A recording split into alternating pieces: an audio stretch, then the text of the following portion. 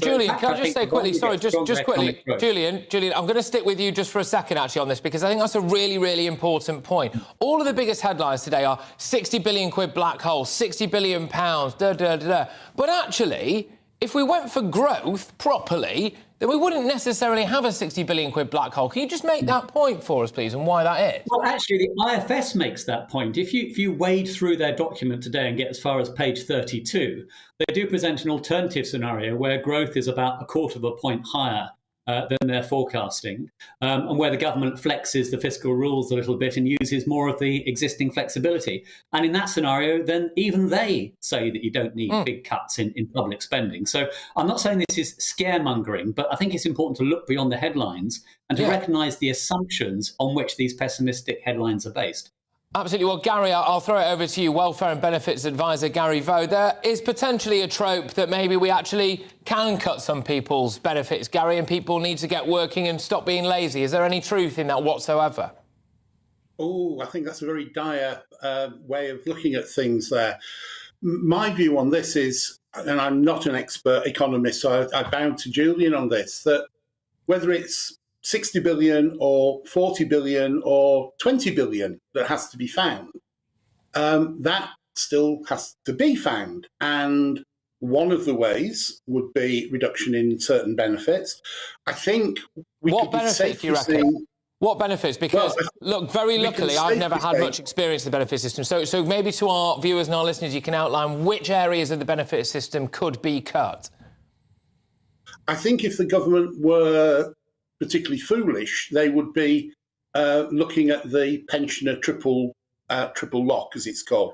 I don't think they will touch that. I think that pensions will rise by inflation or 2% or average rise in earnings, whichever is higher. So I think pensions will go up by inflation because it's going to be 10% at the end of this month, and that's the figure that will be used. I don't think they will make the same commitments across the board. And I think, therefore, we might see reductions in things like universal credit. 40% of the people in universal credit are people in work already. So there's a disincentive issue there. If you start reducing a benefit for people who are in work, you're actually decreasing work incentives, not increasing them. Okay. So if you work extra, you lose more benefit. So there's a possible gain there. I think the disability benefits, things like personal independence payment, attendance allowance, could go up with inflation. Maybe they may link it to average rise in wages. I think there is some options for the government, but I think most of them would be quite unpalatable. Well, this is the point.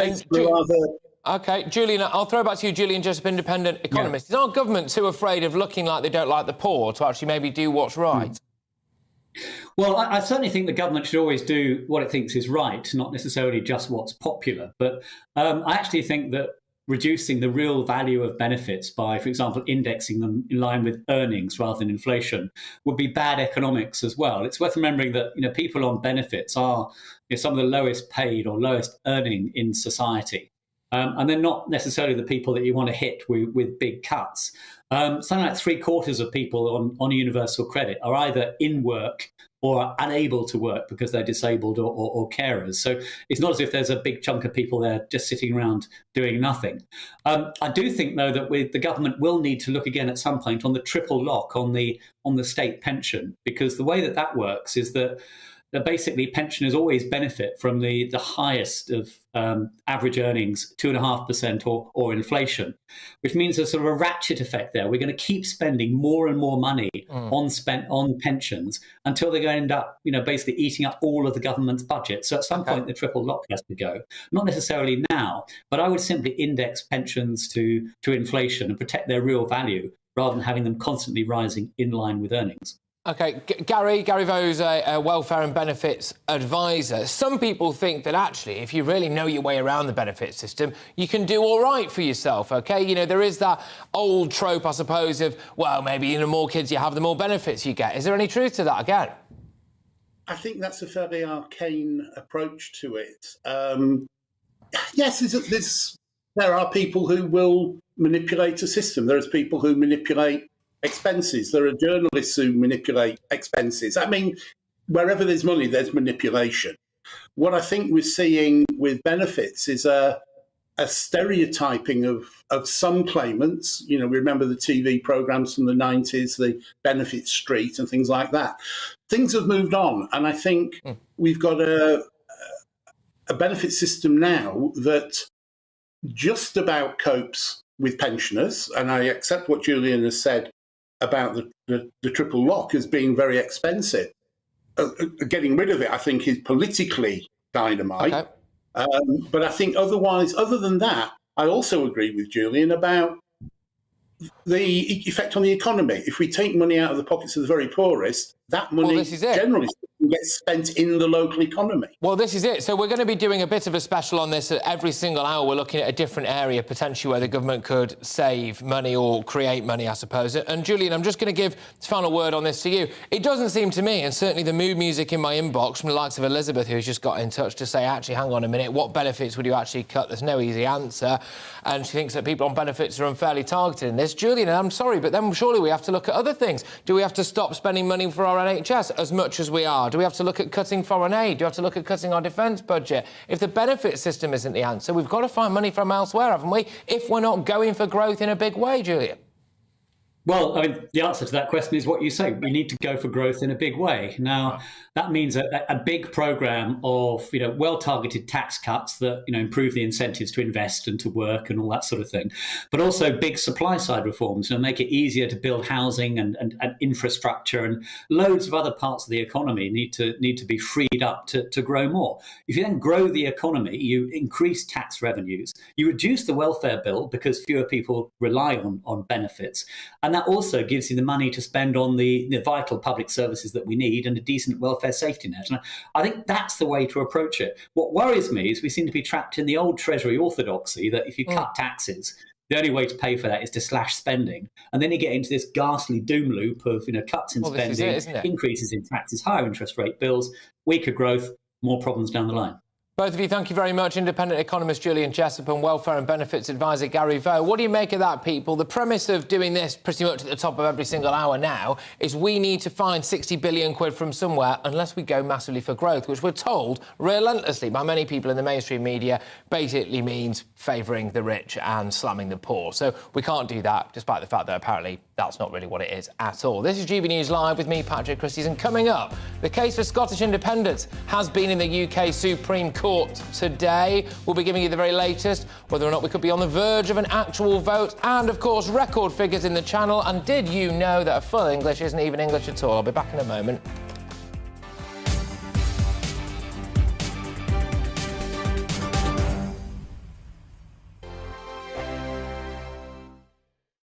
Weekday afternoons on GB News, we've got the whole of the UK covered. From 12 to 3, it's GB News Day with me, Mark Longhurst. And me, Gloria Di Piero. You'll get the very latest on everything that's been going on across our great nation. And from 3 till 6, watch out for GB News Live with me, Patrick Christys. I'm not here to mess around with all the biggest topics and guests. You will always be up to date. GB News Day and GB News Live from 12 p.m. Only on GB News. The People's Channel, Britain's news channel. Hello there, it's Eamon Holmes here from Breakfast on GB News. We're not just on your television and your screens, We're on DAB plus digital radio, so you can listen to your favourite shows on the move. If you've not yet listened to GB News Radio, it's very simple. We're on your radio player and tune-in apps, on your smart speaker, phone or tablet, or online at gbnews.uk. Take us with you wherever you go. GB News Radio. You never have to miss a moment of the People's Channel. Join my show Farage, 7 p.m. till 8 p.m. Monday through Thursday. And there you will get opinion, analysis, debate, and I'll cover stories that nobody else dares to touch. You've been cancelled. Join the club. Oh, my goodness, brilliant. And then for the last 15 minutes, talking pints. We're over a drink. We have a civilised conversation with someone. We very often disagree, but we do it in a grown-up way. Come and join me on Farage. Hello, I'm Simon Evans. Join me on GB News for Headliners at 11 p.m, where I'll be joined by two of the country's top comedians as we take a look at tomorrow's newspapers tonight. If it's a big story, we'll be covering it, I guarantee, but we'll also have some fun along the way. That's GB News headliners at 11 p.m. We won't put you to sleep, unlike some of the other paper review shows out there. So join us, 11 p.m, 7 nights a week. Hi there, it's Stephen and Anne. At breakfast from 6 a.m, you'll always be caught up with everything you need to know, the latest headlines, opinions and debates. We'll bring you the good news and the bad, but most of all, we're here for you. Remember, send in your views and let us know what you would like us to talk about. That's because we're your news channel. And every morning at 6 a.m, it's breakfast on GB News. I'm Dan Wootton. Join me Monday to Thursday from 9 to 11 for the feistiest and most fun news debate on TV, where free speech reigns. I'll bring you a sharp take on the day's biggest stories, bombshell newsmaker interviews, and A-list guests. And I guarantee you, no spin, no bias, no censorship, and no reason to go to bed. That's Dan Wootton Tonight, Monday to Thursdays from 9 on GB News.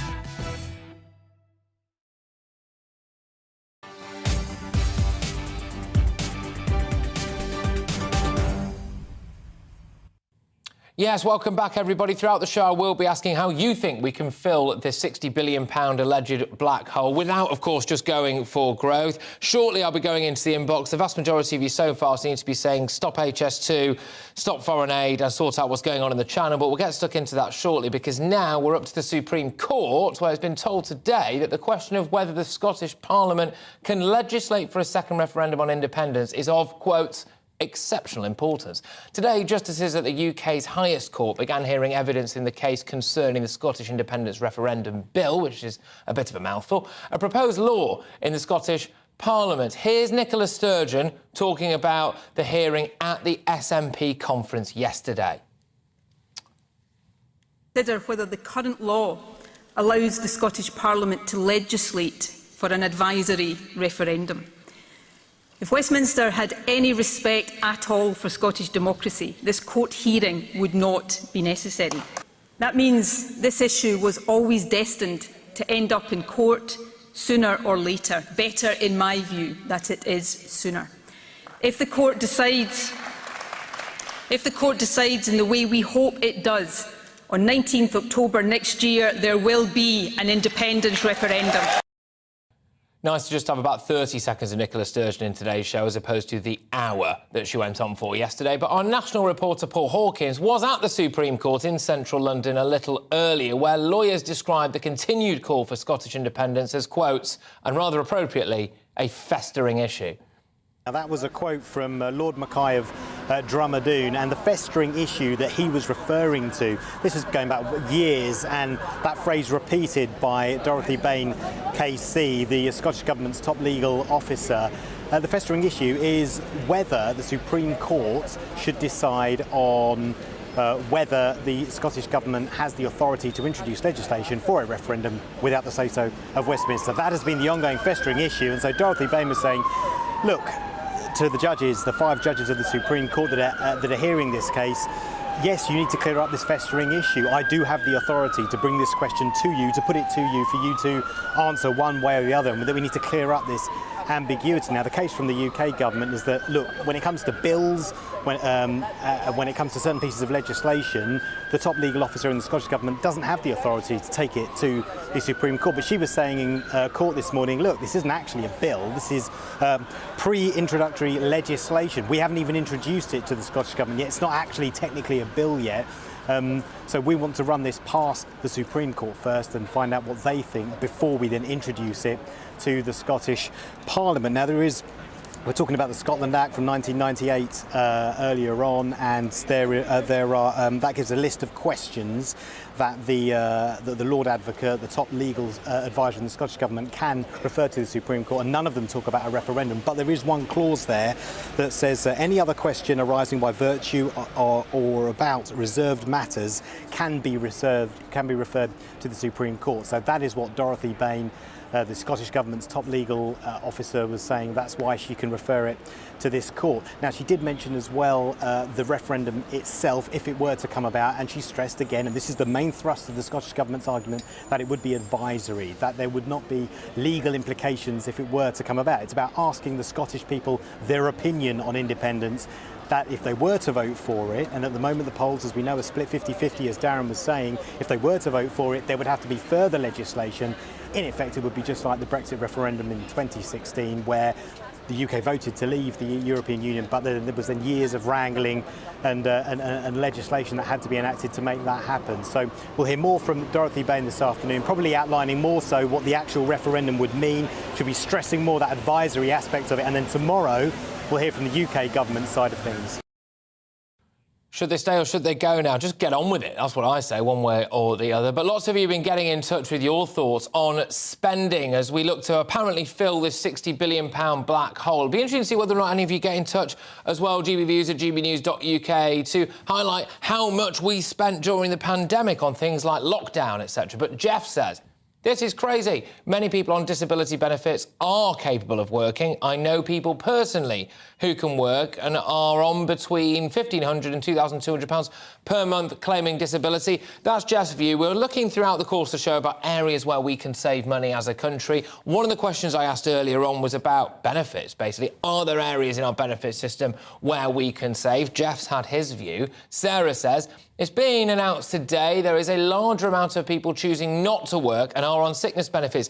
Yes, actually, I saw this story. We're going to be talking about it a little bit later on. Limit the time that is allocated on sickness. It was coupled with another interesting report that appeared to suggest, anyway, that they can't really blame this on long COVID anymore, which did seem like a nice little earner as long as you could get it. Obviously, unless you were really suffering from long COVID, in which case we wish you well. Ron says, get rid of London's HS2, which is estimated at nearly £100 billion. Well, that might solve it. You'd have £40 billion left to spare, which means, in reality, well over £100,000.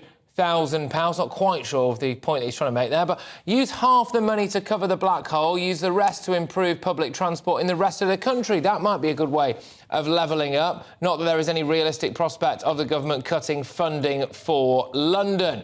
Philip says, easy way to find 60 billion quid, ditch net zero and pull fossil fuels, including coal, out of the ground. Not an unpopular opinion here on GB News Live, I must say. Right.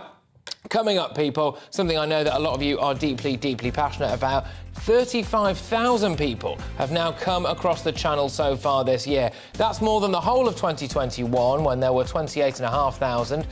We've got the one, the only, Nigel Farage coming up on that next. And later on, we're also going to go to the leaders of a council, the Royal Borough, no less, where they are sick and tired of having migrant hotels forced upon them. But first, it's your latest headlines.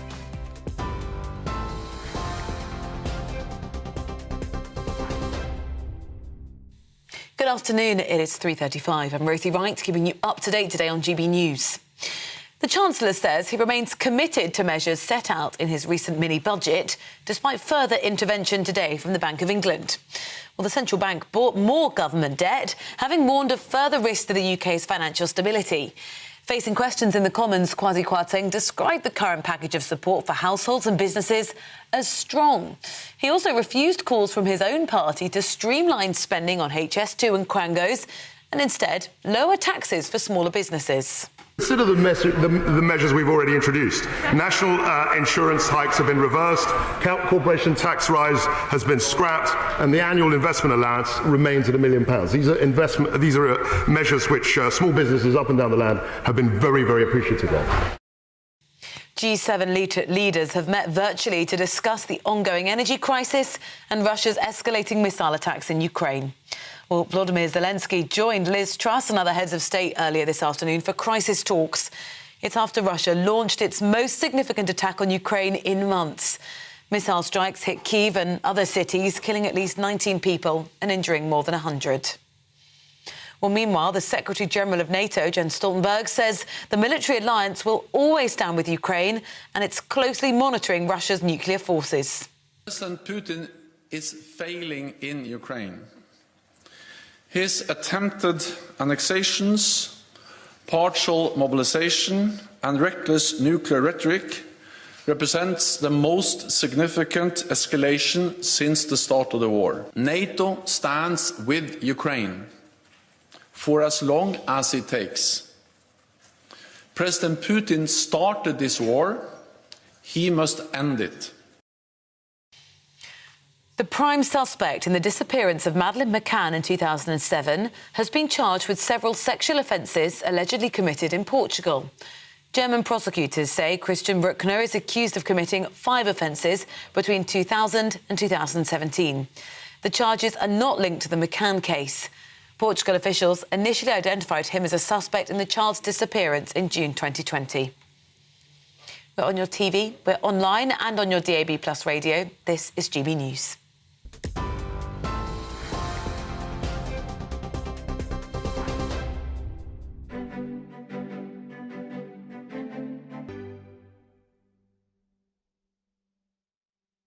A snapshot of today's markets. The pound will buy you $1.1069 and 1.1406 euros. The price of gold is currently £1,506.99 per ounce, and the FTSE is at £6,882.22. Here's a quick snapshot.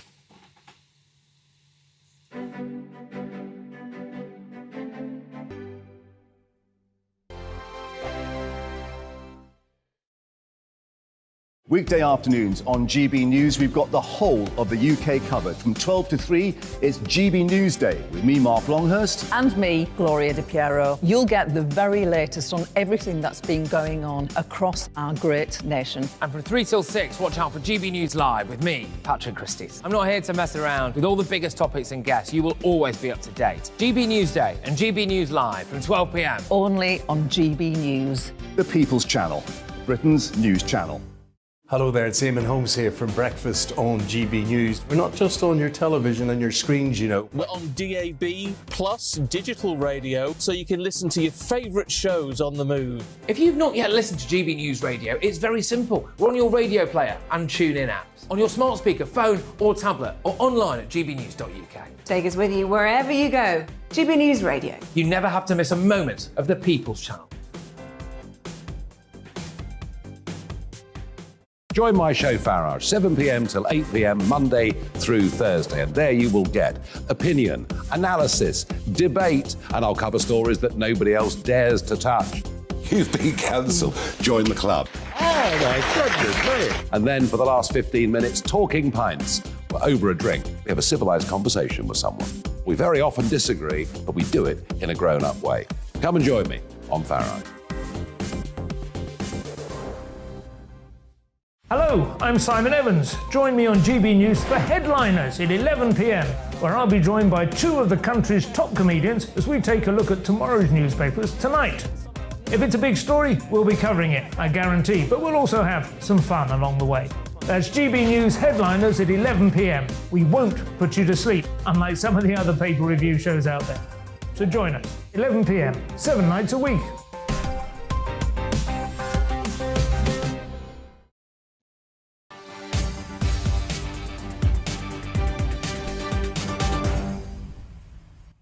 Welcome back, everybody. Patrick Christys here on GB News Live. Records, records, records. The latest figures for migrants crossing the Channel to reach the UK this year have come in. More than 35,000 have embarked on that journey, surpassing the total for all of 2021 by nearly 7,000 already. So there have been 2,232 crossings recorded in October so far. And on Monday alone, according to the Ministry of Defence, 13 boats were detected carrying some 539 people, taking that provisional total for the year so far to a whopping 35,233. The latest milestone comes as the government faces another legal challenge to its plan to send migrants to Rwanda. Charity Asylum Aid's case is due to be heard at the High Court and their judges later this week after similar challenges were made last month. Deportation flights will remain, of course, obviously on hold while these legal disputes continue. Well, joining me right now is the man himself, is GB News presenter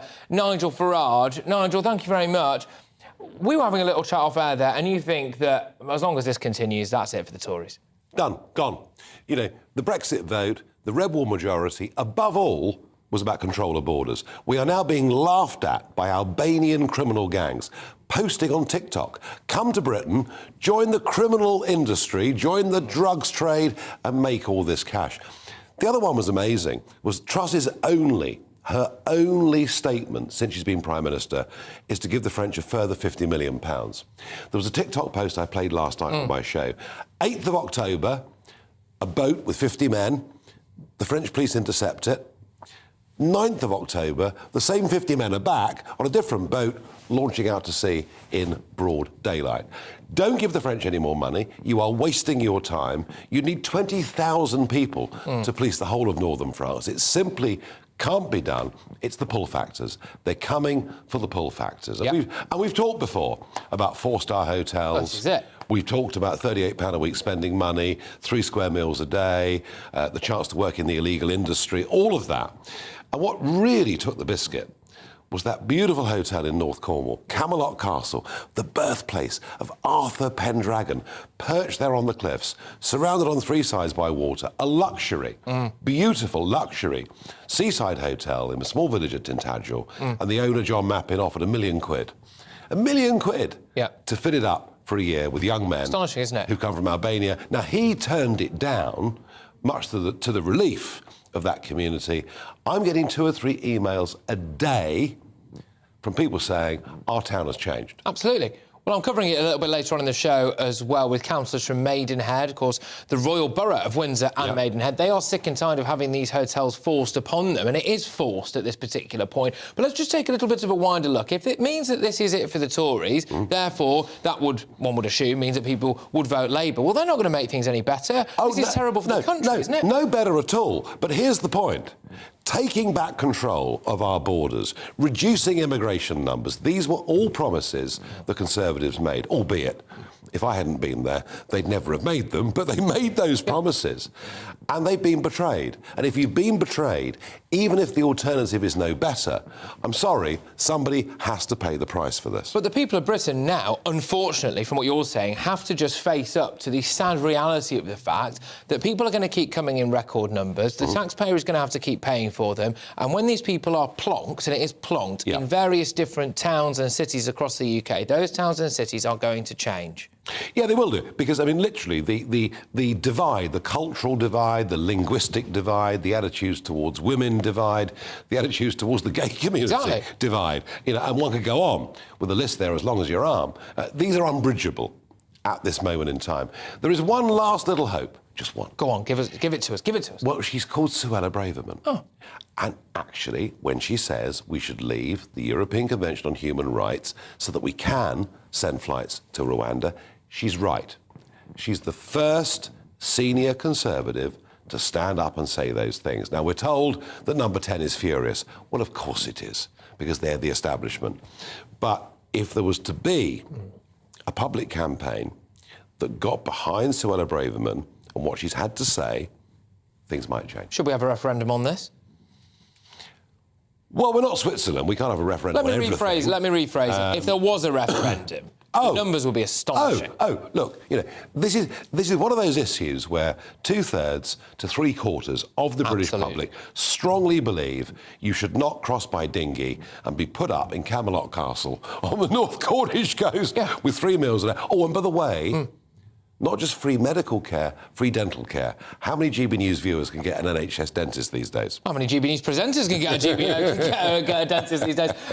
But also, we're talking a lot on this show today because of the nature of what's been going on in the House of Commons about how Britain can save money. I mean, the cost of this is absolutely unbelievable. Well, we don't know what it is. You know, we're told it's £5 million. Well, it's got to be going up by the day, surely. Just for the hotel rooms. But, you know, some of these firms that are outsourcing all of this have been awarded contracts for the next 10 years. 10 years worth billions of pounds.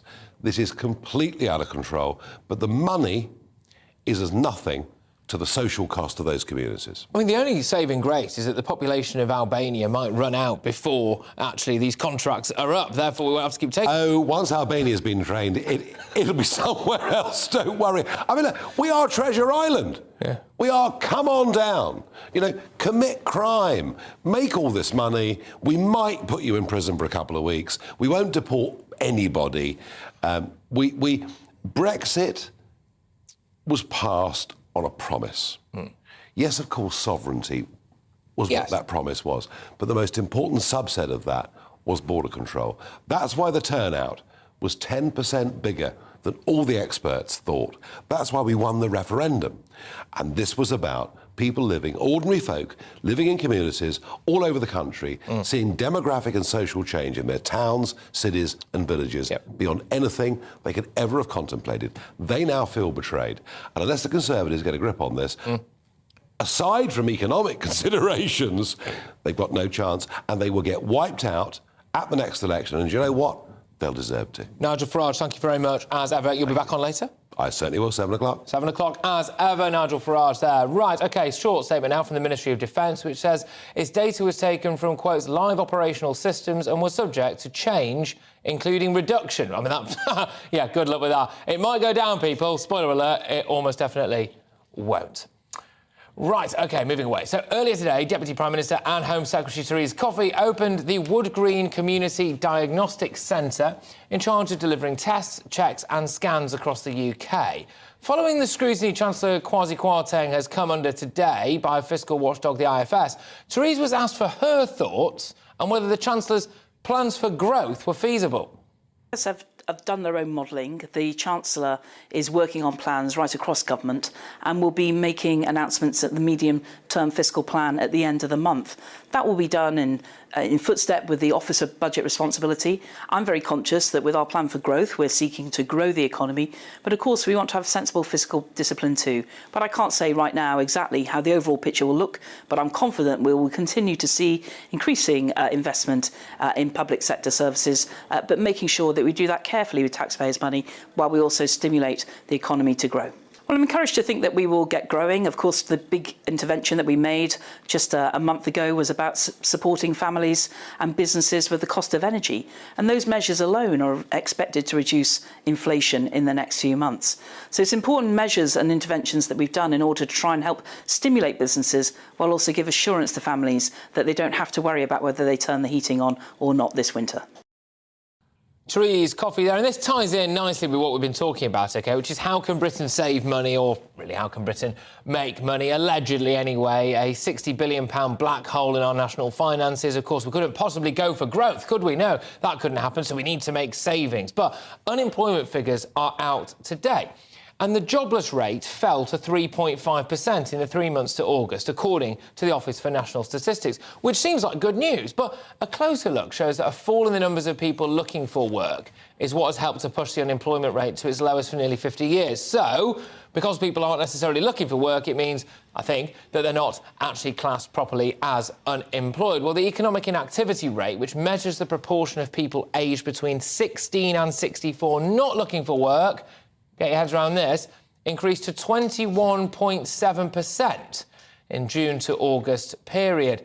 But is there really an excuse to be out of work if you are fit and healthy? Joining me now to unpick all of this is Tony Wilson, Director of the Institute for Employment Studies. Tony, people like me get quite a lot of flack when we're talking about the amount of money we're spending on various different things. I just had Nigel Farage on talking about the disaster that is our channel. Well, meanwhile, we've got people here, if you read those figures one way, it says sitting on their backside and not looking for work. Well, actually, you know, the way you set it up in that intro, I think, is exactly right. We've got a lot of people who've left the labour force completely, and there's about 500,000 fewer people in the labour force than before the pandemic. So unemployment's coming down because more people who are so-called economically inactive, not looking for, not available for work, has gone up by a lot. How can they afford that in the cost of living crisis? Sorry, Tony, just to interrupt, because it's a really key point, that, for me, and one thing I've wanted answered for ages, which is we keep banging on about this cost of living crisis now. People can't afford to do this, people can't afford to do that, the taxpayer needs to be paying for everything left, right and centre. But apparently we've got a load of people there who don't need to find a job. And, you know, it's a real puzzle, isn't it? Why, interestingly, the pay figures today were pretty strong as well. There was quite strong growth in nominal pay. Real terms pay, when you account for inflation, is going down because inflation's so high. But nominal pay is rising by about 6 or 7% a year in the private sector. So why aren't more people coming back into the labour force? I think there's two big reasons. One is a lot of older people are sitting out at the moment and relying on savings and pensions. So probably about 8 or 9 out of 10 of the older people who've left the labour force are living off savings and pensions right now. They're not actually even on benefit at all. The other reason, though, is we've seen this big growth in long-term ill health that you mentioned. And that is worrying because it looks like it's people with multiple conditions, a number of different health conditions, some of whom will be on benefit, but they won't be required to attend job centres. And they may not be getting the NHS treatment they need. You had Therese Coffey on earlier. They may not be getting the employment support they need, or they might have employers that aren't willing to make the changes they would need, particularly post-COVID, to help people with health conditions come back to work. So it's a really difficult issue, I think, a really thorny problem for the government. So the figures I've just read out there, I'll read them again. The proportion of people aged between 16 and 64 not looking for work increased to 21.7% in the June to August period. Presumably, then, those people aren't paying into our tax system. Well, no, and a lot of them might well be paying tax because they're drawing down their pensions, and of course your pension, when you start spending your pension, it's taxed. So, but like I say, it's probably not. I mean, there has been a growth in the number of people on benefits and who aren't required to attend job centres and probably have got significant health conditions. So, how we can get those people to a point where they're ready to come back to work, get them support they need, help reduce the waiting lists in the NHS is going to be really important too. But you're right, we are seeing this growth in people who are simply outside the labour market completely. I can't help but wonder, when we did shut down the country to protect the NHS for what seemed to be a singular issue, really, in terms of coronavirus, and now we're seeing a lot of people who are off work with multiple different things that presumably one would imagine they might have initially been able to get care for in the first place. It does beg the question, actually, whether or not our lockdowns are still continuing to massively affect our economy. Oh, I think they are in different ways. I think if we hadn't have shut down the NHS, then I think probably things would have been worse in as far as, if you can imagine COVID running rampant in the NHS at the time it did, when we didn't have vaccines and a lot of sick people in hospitals, it could have been disastrous. Even to add to the extent to which the NHS was hit already through the COVID pandemic. But I think the big delays we've seen in treatment now, I think, are concerning, and that's catching up on backlogs, and it's also staffing problems. But the other factor here is I think a lot of people who left the labour force back then have got quite disconnected from work. They've been out of work for a year or more. We're seeing a growth in the number of people who've been out of work for more than a year. And at that point, it's then quite hard to get back in. So I think because I'm sorry, but I'm not being funny, but if you've been off work, whether that's a choice or not, for a year, and now it's hard to get back in because you're used to not being at work and you are fit and healthy to work, then I'm sorry, but you should be struggling with the cost of living crisis because you're lazy. Well, I think if you're fit and healthy to work, you should be expected to look for work, and you shouldn't be able to turn down jobs that are available. And if you do turn them down, then that means you could lose your benefit. So I think that's been actually the consensus in the benefit system since it was established, about 100 years since we had unemployment insurance. The trouble is it's that line at which people are too ill to work, and how we assess that, and then what we expect of people when they're the other side of the line, are really difficult, thorny issues. I don't actually think the government's going to grapple with that on the 31st of October. I'd be amazed if they do anything about benefit assessment or about conditionality, as you call it, for people with health conditions. I think the easier option is just to cut benefits all round. And it is really tricky, especially as well in an age of ever-increasing mental health issues as well. Again, something that's very, very difficult to actually pinpoint as well when someone is mentally fit enough to work, doctor's notes, etc. But, Tony, thank you very, very much. Tony Wilson, Director of the Institute for Employment Studies, just reacting to the sheer volume of people who will not get off their backside and go to work and help contribute to the economy. But lots of you have been getting in touch with your thoughts on the numbers of migrant crossings in the Channel. We just had Nigel Farage on. Dennis says, flying them to Rwanda would cost millions, as about 300 people per flight works out. Send them back to their departure point, France. Rwanda is not the answer. We'll be interested to find out whether or not the cost of war with France would actually be cheaper than all of this. But Tina says, just listen to Nigel Farage on your show and something needs to be done about the whole situation. I've voted Tory all my life, but can't see myself voting at all because I won't vote Labour. What on earth are they all playing at? The crisis is out of control. Really fascinating point, that, isn't it? Are people so sick and tired of the Tories not getting to grips with what's going on in the Channel? They can't bring themselves to vote Labour because, let's be honest, it probably won't get any better. What on earth do they do? Beth says, your conversation with Nigel shows the truth about how both Tories and Labour will do nothing. Suella Braverman, needs to tell Truss it's out of the ECHR now, or she can't do her job and she'll resign.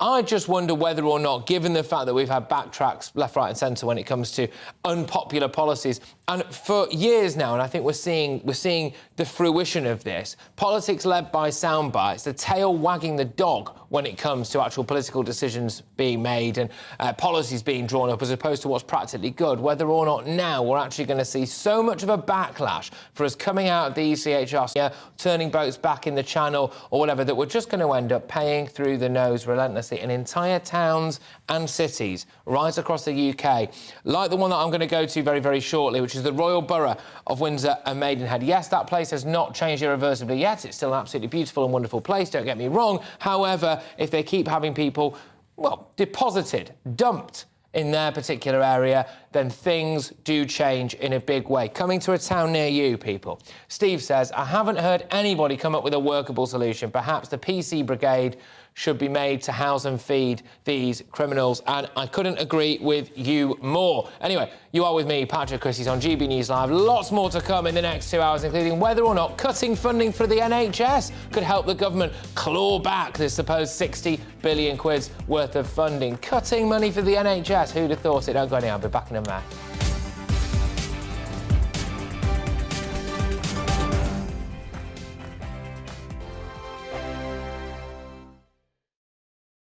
Weekday afternoons on GB News, we've got the whole of the UK covered. From 12 to 3, it's GB News Day with me, Mark Longhurst. And me, Gloria Di Piero. You'll get the very latest on everything that's been going on across our great nation. And from 3 till 6, watch out for GB News Live with me, Patrick Christys. I'm not here to mess around with all the biggest topics and guests. You will always be up to date. GB News Day and GB News Live from 12 p.m. Only on GB News. The People's Channel, Britain's news channel.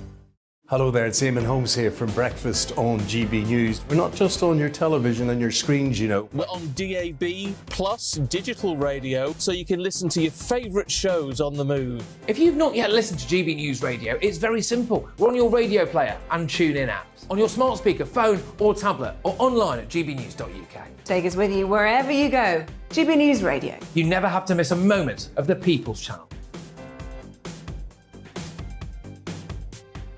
Join my show Farage, 7 p.m. till 8 p.m. Monday through Thursday, and there you will get opinion, analysis, debate, and I'll cover stories that nobody else dares to touch. You've been cancelled. Join the club. Oh my goodness me. And then for the last 15 minutes, talking pints. We're over a drink. We have a civilised conversation with someone. We very often disagree, but we do it in a grown-up way. Come and join me on Farage. Hello, I'm Simon Evans. Join me on GB News for Headliners at 11 p.m, where I'll be joined by two of the country's top comedians as we take a look at tomorrow's newspapers tonight. If it's a big story, we'll be covering it, I guarantee, but we'll also have some fun along the way. That's GB News Headliners at 11 p.m. We won't put you to sleep, unlike some of the other paper review shows out there. So join us, 11 p.m, 7 nights a week.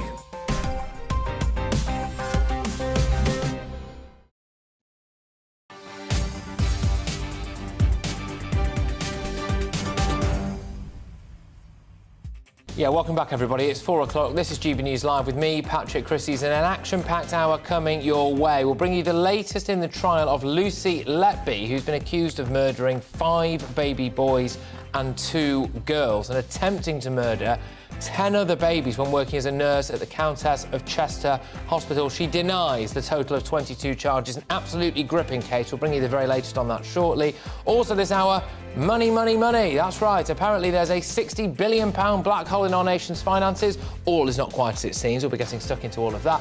I want to solve the economic crisis once and for all. I'll be asking, where can we make savings? Should we cut benefits? We've already dealt with that a little bit. Should we cut NHS funding? We've got that coming shortly. And should we cut foreign aid? I've got that coming up in the next hour. I mean, shock horror, we could go for growth, but apparently that's not allowed. Anyway, he's at it again. He's at it again. Not content with ruining school dinners, Jamie Oliver is now calling actually for more children to receive free school meals. Presumably he just wants to feed them lettuce. Anyway, should we keep funding other people's kids? That's what I want to know. But before that, here's your latest headlines.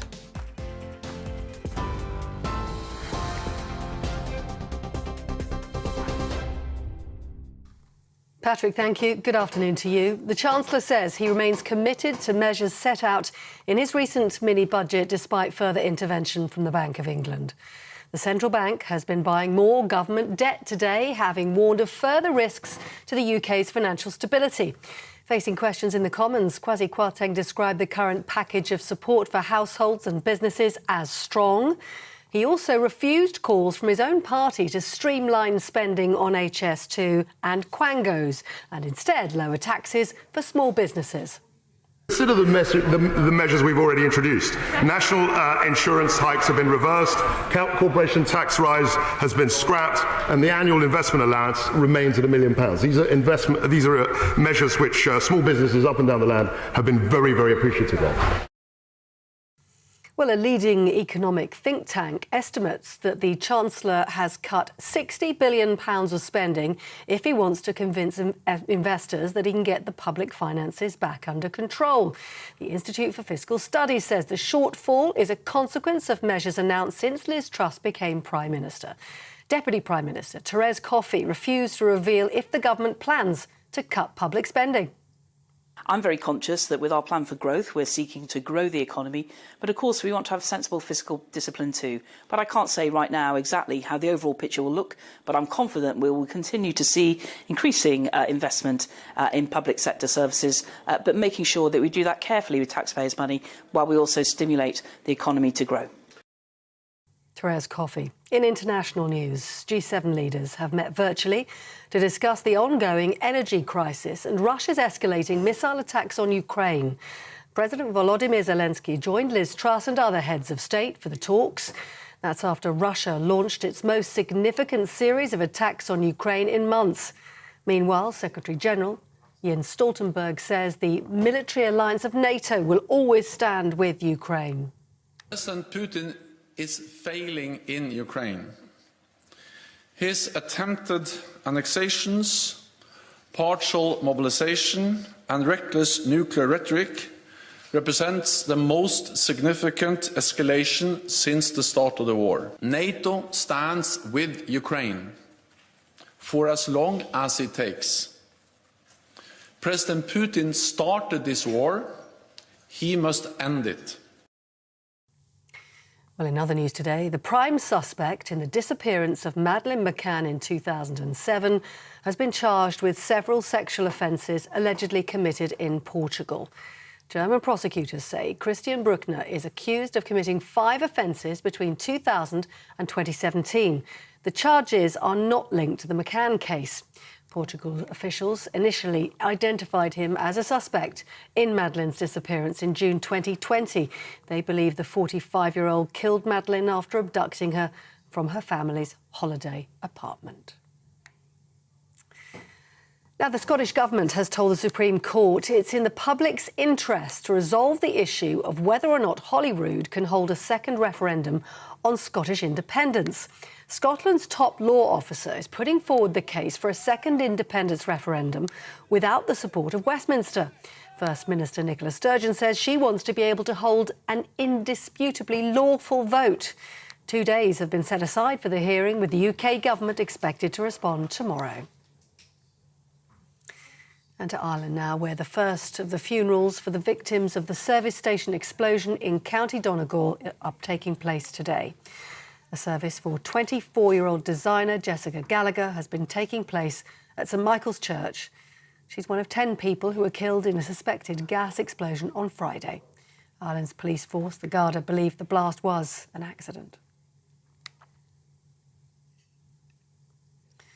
The government says the protest group Just Stop Oil have blocked some emergency service vehicles this morning, and it was unacceptable. A fire engine and an ambulance on blue lights were initially unable to get through the demonstrators. Campaigning for the UK government to stop using and developing fossil fuels, the group has caused disruption to major thoroughfares throughout London over the last 11 days. You're up to date on GB News. More news as it happens. Now back to Patrick.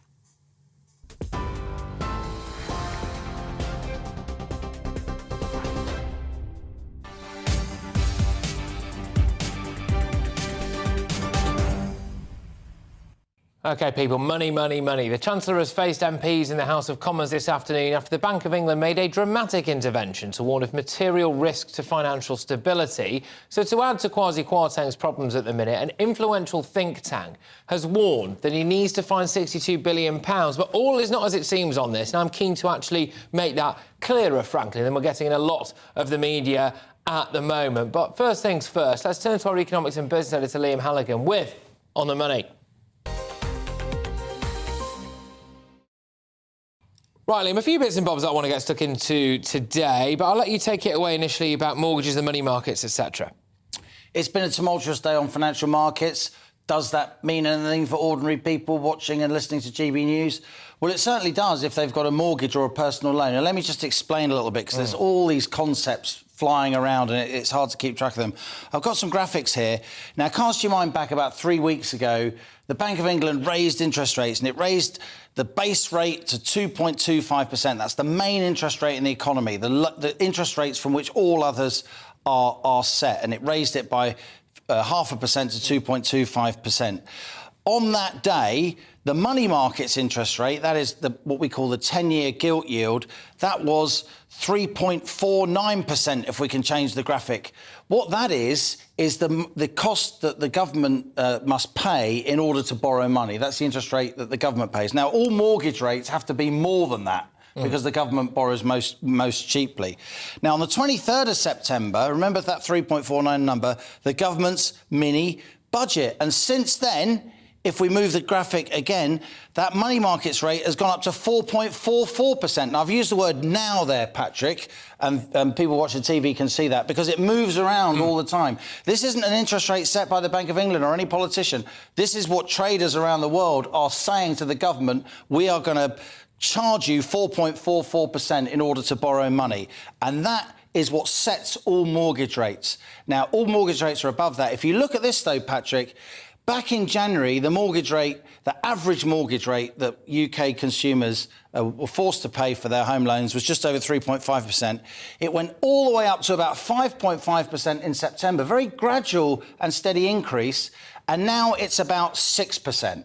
Right. So if people say, oh, the mortgage rate was 3%, now it's 6%, it's all because of the mini budget, that graph disproves it. Because you can see there's a gradual upward trend that had nothing to do with the mini budget, though, of course, in the last couple of weeks, the mini budget definitely had a role to play. And one final graph, for all those older people who say, oh, all these youngsters, they eat too much avocado on toast, that's why they can't buy a house. Check this out. In the late 80s and early 90s, the average mortgage was costing 29% of the average post-tax income, right? Now, at 6% mortgage rates, that red line there, we're going up to that level again, even though interest rates now are like 4, 5, 6%, rather than in the late 80s, they were like 15 or 20%. Why? Because houses are so much more expensive. People are paid so much more for their housing. So we're getting now, in terms of affordability or unaffordability, to a late 80s, early 90s situation. Even at these low interest rates, and interest rates could go up quite a lot more since. Yeah, absolutely. Some good myth-busting there, I think, Liam. But something else I'd like you to just bust for me, really, is this idea now that Britain can't go for growth. It was winding me up at the time. It's winding me up again now. The idea that we are not capable of achieving growth, the kind of growth that actually the IFS might have said that would stop us having to go and find this 60 billion quid from somewhere, potentially. I think your instincts and mine on this are quite similar, actually. We both believe that the UK can grow strongly. And that IFS, the Institute for Fiscal Studies number you mentioned earlier, it's very scary. The British government must cut spending by this amount. If growth stays where it is, if they don't do anything in terms of taxation, then maybe they may have to do that. But if growth is higher than the IFS says, if growth is higher than the government estimates, then the fiscal situation, the tax and spend situation, it suddenly looks so much better because the pie is bigger. The cake, there's more cake to go around. And let's go from the IFS, the Institute for Fiscal Studies, to another acronym, the IMF, the International Monetary Fund, keep up. Now, the IMF doesn't do Britain any favours, right? These are the people who said we'd be at the back of the queue, and Barack Obama during Brexit, it will be terrible, terrible, terrible. But just in the last hour or so, the IMF have put some estimates out for growth. And let me put my analytical glasses on and read them out. Because Germany, says the IMF, will grow by 1.5%. The US by 1.6%. Japan 1.7%. France 2.5%. Italy 3.2%. Canada 3.3%. And the final G7 country...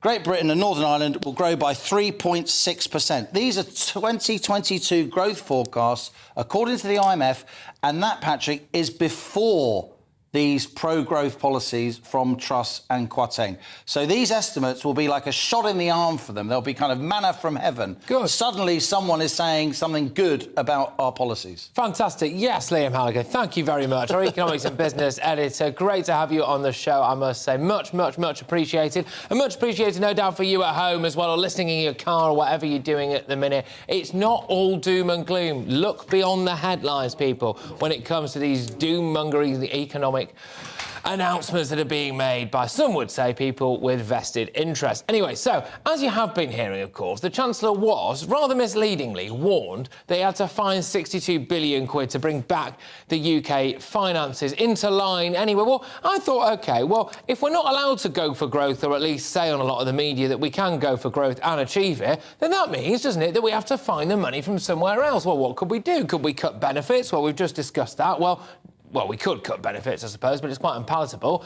Here's something else for you to get your head stuck around. Could we cut NHS funding? Joining me now is Lucy Johnson, who is Health and Social Affairs Editor at the Sunday Express. Thank you very, very much. Right, OK, so let's just assume, then, that we need to find 62 billion quid from somewhere. Do we have to take it out of the NHS? Do we have to stop putting as much into the NHS? Where can the NHS give us some cash back? Well, the NHS costs about 150 billion a year. It is in urgent need of reform and has been for a long time. But I think politicians don't want to grasp that, and really they just fiddle around with the edges and do various things that may make a little bit of difference, but actually don't make a large difference in the long term. So until someone gets hold of it and makes proper savings, we need to look at it. The IT in the NHS is not compatible. Hospitals can't talk to each other. Doctors don't work at weekends. So about 11% of mortality occurs because of the lack of doctors at weekends. That makes COVID look like a walk in the park. And of course, the big issue around social care. We have up to 25% of people in hospitals who are frail and elderly, and they can't be discharged because there's nowhere safe for them to go to.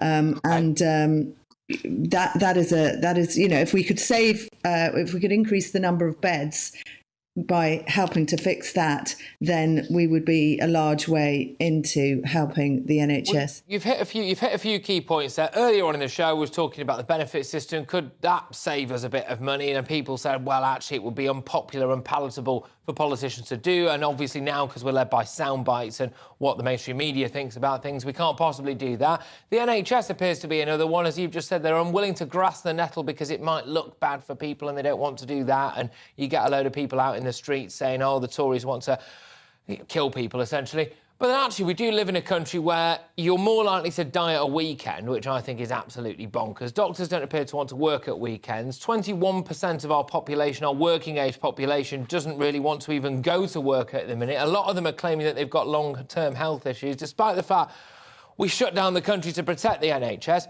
Would it save us a lot of money if we privatised the thing?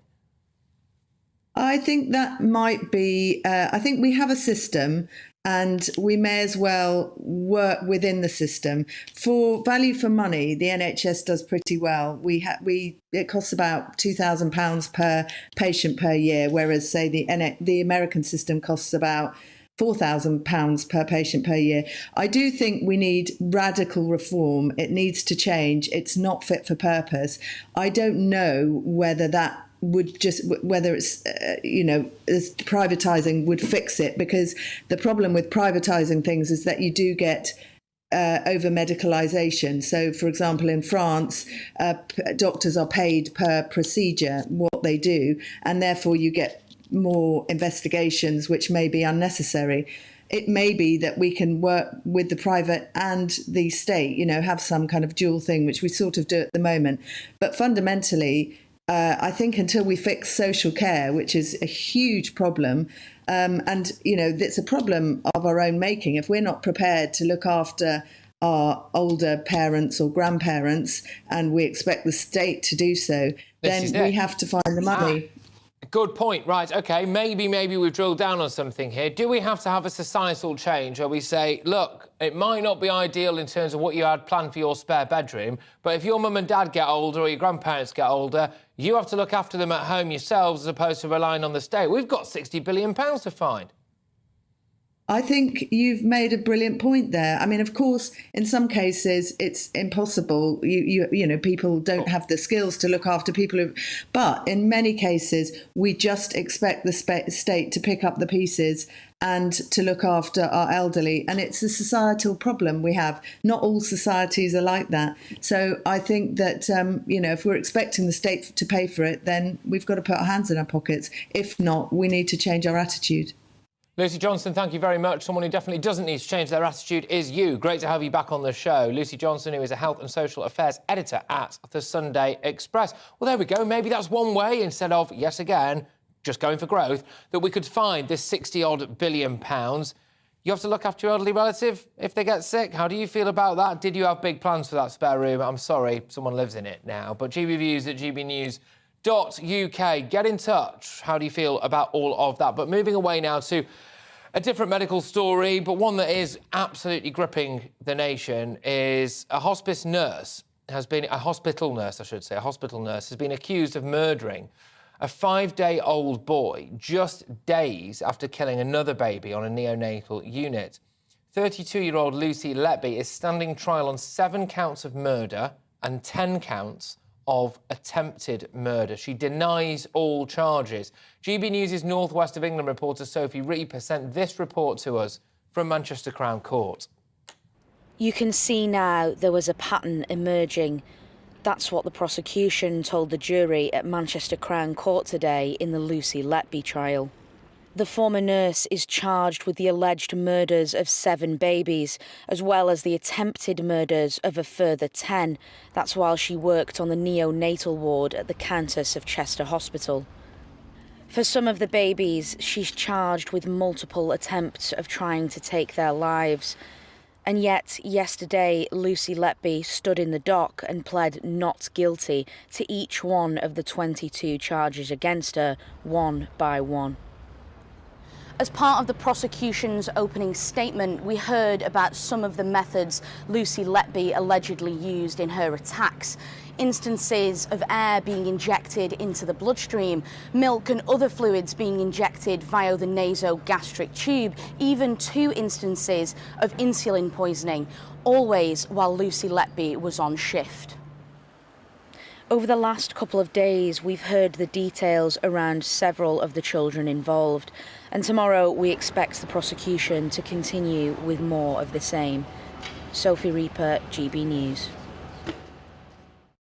Well, a gripping case, that. We'll bring you the latest on that as and when developments unfold. This is GB News Live with me, Patrick Christys. Now, coming up, as well as your views, loads of them have been coming in. Leaders of the G7 have condemned the latest wave of attacks against cities in Ukraine. The group, including Prime Minister Liz Truss, vowed to hold Vladimir Putin and those responsible to account. Apparently, he's got a guy in charge now whose nickname is General Annihilation, which I don't think bodes particularly well, does it? But anyway, there we go. We'll get the latest, but first, it's your weather. Hi there, Aidan McGibbon here with the latest forecast from the Met Office. It's turned out to be a fine afternoon for many of us, but not for all. There is already cloud and rain moving into the northwest of Scotland, and that will steadily make its way southeastwards overnight and into tomorrow.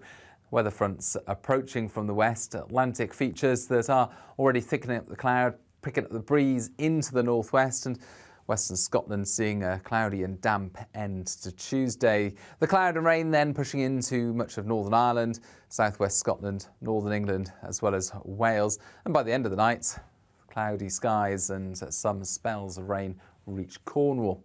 But elsewhere, further southeast, well, we'll keep the clear spells, and as a result, it's a bit of a chilly start once again on Wednesday, 2 Celsius in places.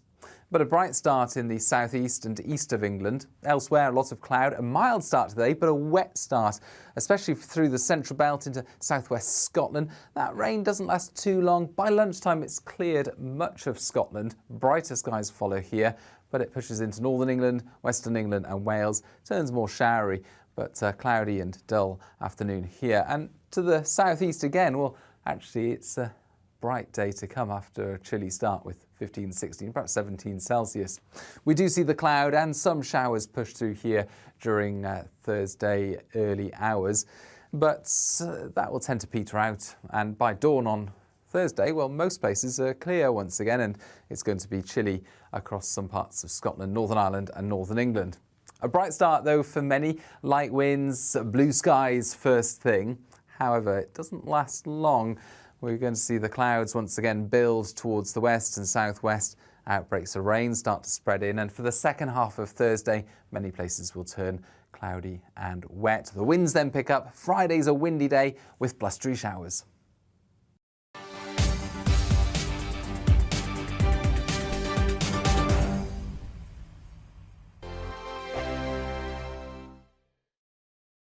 Weekday afternoons on GB News, we've got the whole of the UK covered. From 12 to 3, it's GB News Day with me, Mark Longhurst. And me, Gloria Di Piero. You'll get the very latest on everything that's been going on across our great nation. And from 3 till 6, watch out for GB News Live with me, Patrick Christys. I'm not here to mess around. With all the biggest topics and guests, you will always be up to date. GB News Day and GB News Live from 12 p.m. Only on GB News. The People's Channel, Britain's news channel.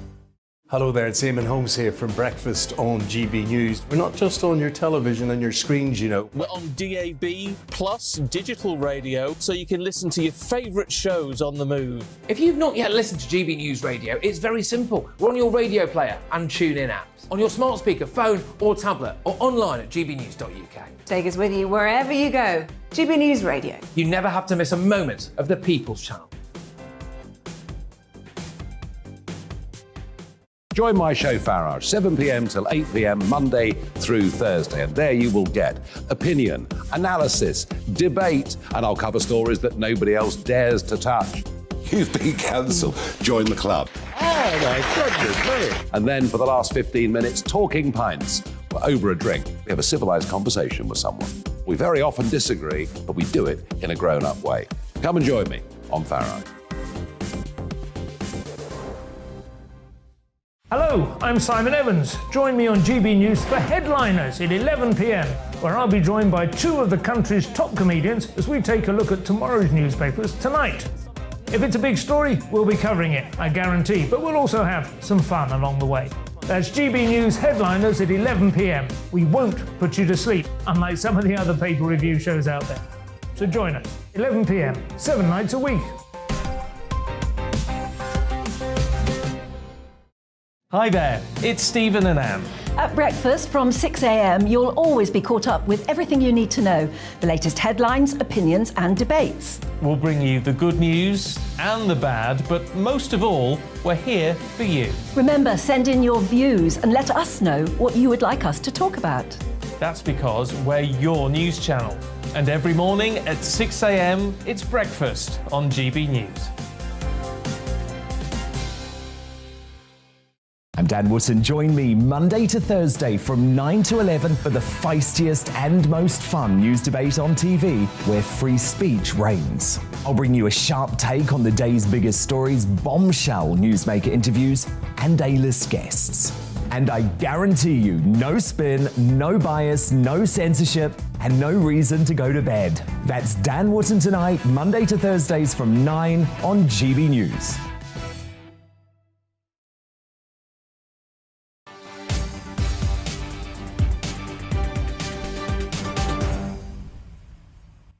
Yeah, welcome back, everybody. Now, this afternoon, leaders of the G7 nations assured Ukraine's President Volodymyr Zelensky that they remain undeterred and steadfast in their support for his nation. So Prime Minister Liz Truss met with G7 world leaders earlier, where Ukrainian President Zelensky asked for more air defence weapons to help fight off Russia.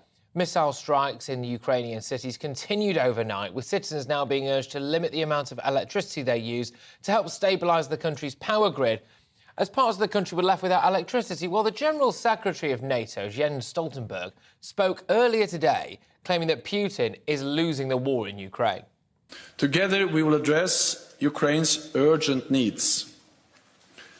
I welcome the recent announcements by allies to provide more advanced air defence systems and other capabilities to Ukraine, and I look forward to further deliveries. Our message is clear. NATO stands with Ukraine for as long as it takes. President Putin started this war. He must end it by withdrawing his forces from Ukraine. And President Lukashenko should stop the complicity of Belarus in this illegal conflict. OK, well, joining me now is retired Colonel Simon Diggins, who's a former army officer. Thank you very, very much. Simon, first and foremost, is Putin losing the war in Ukraine? Yes, he is losing, but the danger is, of course, he hasn't yet lost. And so what we're seeing at the moment in terms of things like the missile attacks and the rocket attacks and the attempt to intimidate civilian population is the response of somebody who is on the back foot, but has not yet lost. My concern, and I suspect one of the concerns for our viewers and our listeners here, is we've been doing a lot on this show about the fact that allegedly we've got a £60 billion black hole in our economy at the moment. We need to find money from there. People, your average man and woman, have got a problem with the cost of living crisis. People are having to work from pubs, apparently, although there's an upside to that, in order to cut down on their energy bills. And now Ukraine wants more military aid. At what point do we just go, sorry, we're skint?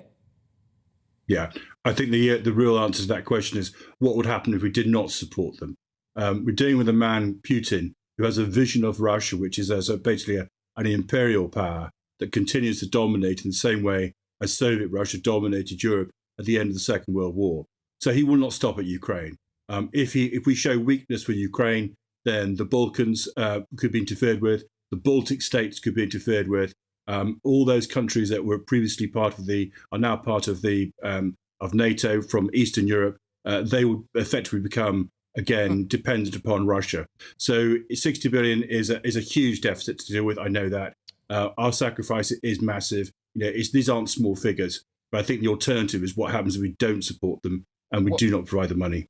Why is it down to us? Are there other countries who could be pulling their weight a lot more?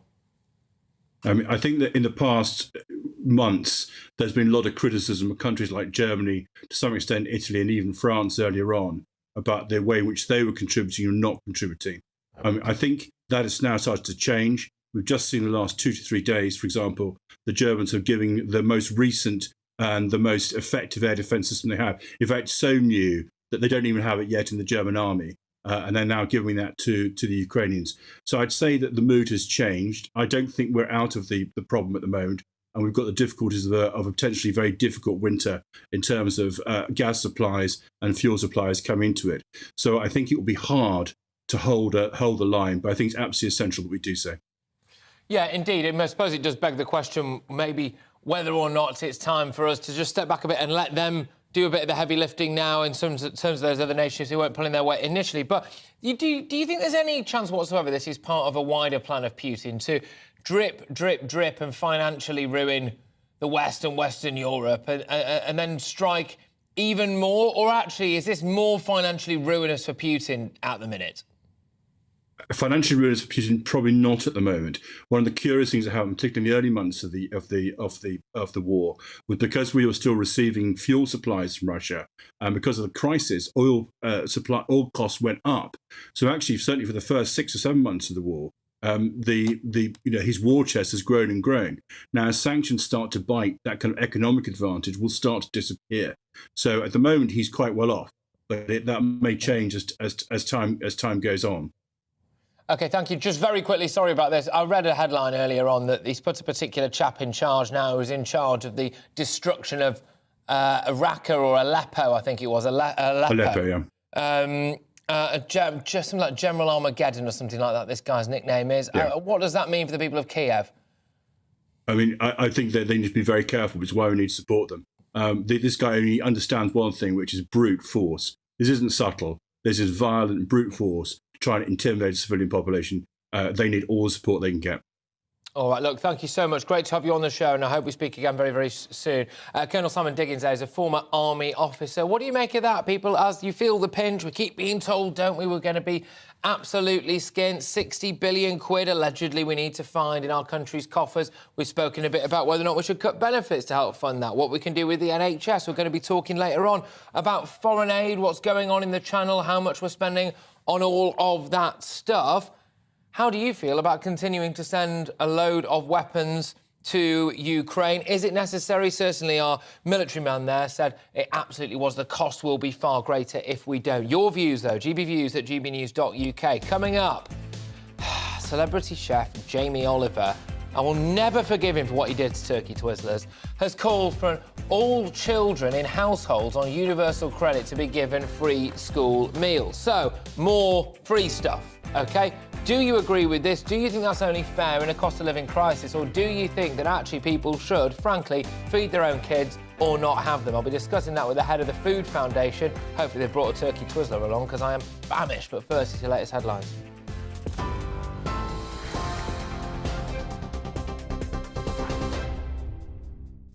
Patrick, thank you. Good afternoon to you. The Chancellor of the Exchequer says he remains committed to the measures set out in his recent mini-budget, despite further intervention from the Bank of England today. The central bank has been buying more government debt, having warned of a further risk to the UK's financial stability. Facing questions in the House of Commons today, Kwasi Kwarteng described the current package of support for households and businesses as strong. He also refused calls from his own party to streamline spending on HS2 and Quangos and instead lower taxes for smaller businesses. Consider the measures we've already introduced. National insurance hikes have been reversed, corporation tax rise has been scrapped, and the annual investment allowance remains at £1 million. These are measures which small businesses up and down the land have been very, very appreciative of. G7 leaders have been meeting virtually to discuss the ongoing energy crisis and Russia's escalating missile attacks on Ukraine. President Zelensky joined Liz Truss and other heads of state for the talks today, and it comes after Russia has launched its most significant series of attacks on Ukraine in recent months. Meanwhile, Jens Stoltenberg has reaffirmed NATO's condemnation of Russia's actions. President Putin is failing in Ukraine. His attempted annexations, partial mobilization and reckless nuclear rhetoric represents the most significant escalation since the start of the war. NATO stands with Ukraine for as long as it takes. President Putin started this war. He must end it. The Scottish Government has told the Supreme Court it's in the public interest to decide if Holyrood can hold a second referendum on Scottish independence. Scotland's top law officer put forward the case without the support of Westminster. First Minister Nicola Sturgeon says she wants to be able to hold the vote in October next year. But the UK Government told the court the bill is at too early a stage for the court to rule on it yet. The prime suspect in the disappearance of Madeleine McCann has been charged with several sexual offences allegedly committed in Portugal. German prosecutors say Christian Bruckner is accused of committing 5 offences between 2000 and 2017. The charges aren't linked to the McCann case. Officials in Portugal initially identified him as a suspect in Madeleine's disappearance in June 2020. That's it. You're up to date on TV, online and on DAB+ radio. You're with GB News. Don't go away. We're back in just a moment.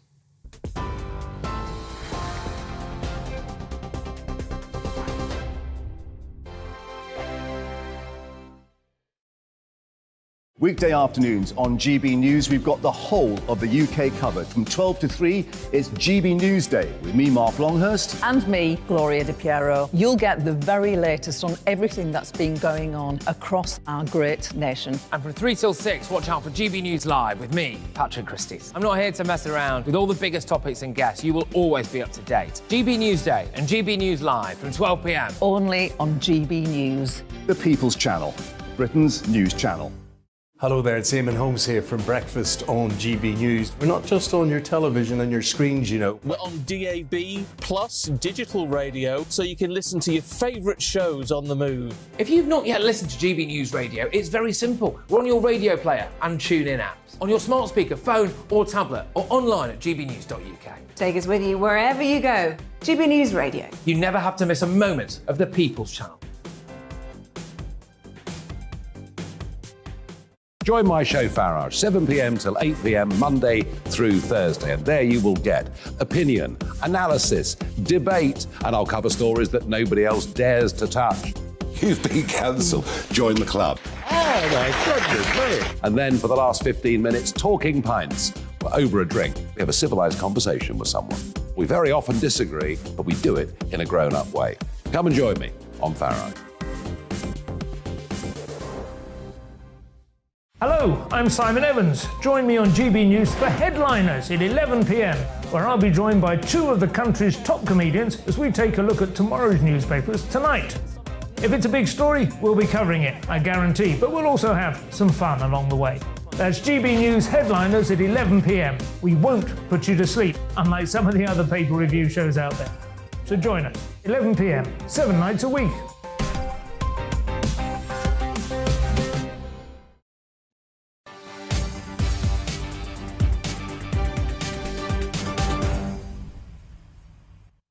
OK, people, a question for you this afternoon. Who should be paying for children from low-income families to actually be fed? Celebrity chef and multimillionaire Jamie Oliver wants all children in households on universal credit to be given free school meals. Around 2 million children currently get free school meals in England. Rules on determining who's eligible are to be reviewed by the government. Well, in England, all infant state school pupils up to year 2 can apparently get free school meals. Children in year 3 and above living in households on income-related benefits like universal credit, they're also eligible, as long as their annual household income does not exceed £7,400 after tax. Well, Jamie Oliver also says that he's up for the fight after Prime Minister Liz Truss suggested she would scrap plans for a ban on multi-buy deals for junk food. Joining me now is Anna Taylor, the Executive Director of the Food Foundation, which is a charity campaigning for affordable, healthy diets for everyone in the UK. OK, thank you very much for joining me. I've got to be honest with you, I'll never forgive Jamie Oliver for ruining my school dinners, but now he wants free ones for loads more kids. Have we got the money for this stuff? Why can't people feed their own kids? Well, I think we're in quite extraordinary times at the moment with the cost of living and its impact on children in particular. So we've got a situation where we have 800,000 children who are not eligible for free school meals, which are living in poverty. And those children are facing really difficult circumstances now, which is in turn affecting their ability to learn in school and meet their full potential. And we're hearing that from teachers, in terms of teachers are saying that children are stealing food from canteens, dinner ladies who are saying they're turning away children who haven't got money on their cards, children who are telling us that they're sharing their meals with other children.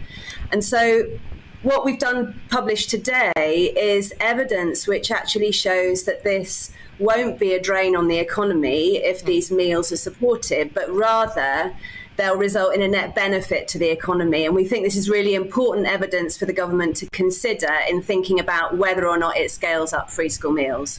Can I just ask, has the cost of school meals gone up since they got healthier? The cost has been fixed for a good number of years now in terms of it's between £2.30 and £2.45 or so, for depending on sort of whether it's the universal scheme or the scheme for free school meals for children that are on income-related benefits.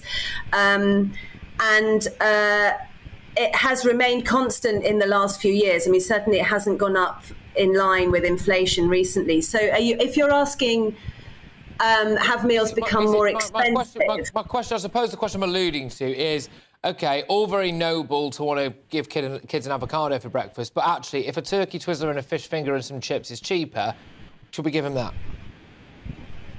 Right. OK, I mean, that's a really important question. I think First of all, what schools have been able to show, the schools that have done really great meals, is that they're able to afford something really delicious, and it's not things like avocados, but really good food that is going to help children to grow and to do well in school. Because don't forget, fruit and veg, of course, has loads of vitamins and minerals which are really vital for children's growth, physical growth, and also for their immune systems and for all the other things which kids need to do well.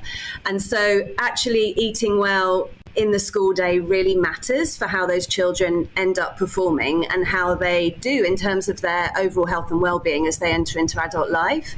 And so what the evidence shows is that free school meals, or school meals in general, are a lot better than eating a packed lunch for delivering those educational and health outcomes for kids. And which is why we think now, particularly as the cost of living crisis is so bad and affecting so many children, that we really need this safety net in place for these children. So who's missing out at the minute? So just educate me a bit on this, because already there are kids on free school meals. There are already a lot of children whose parents are getting benefits. Presumably some of those benefits are supposed to go towards feeding their own children. So is the cost of living crisis now meaning that there's a squishy middle ground of people there who are finding it less able to feed their kids? I mean, how much is it really costing them? I'm just wondering if it's a few quid a day, is it? That's right. I mean, the school meal itself is, like I say, somewhere between £2.30, £2.50 to buy if you're going to pay for it yourself as a parent.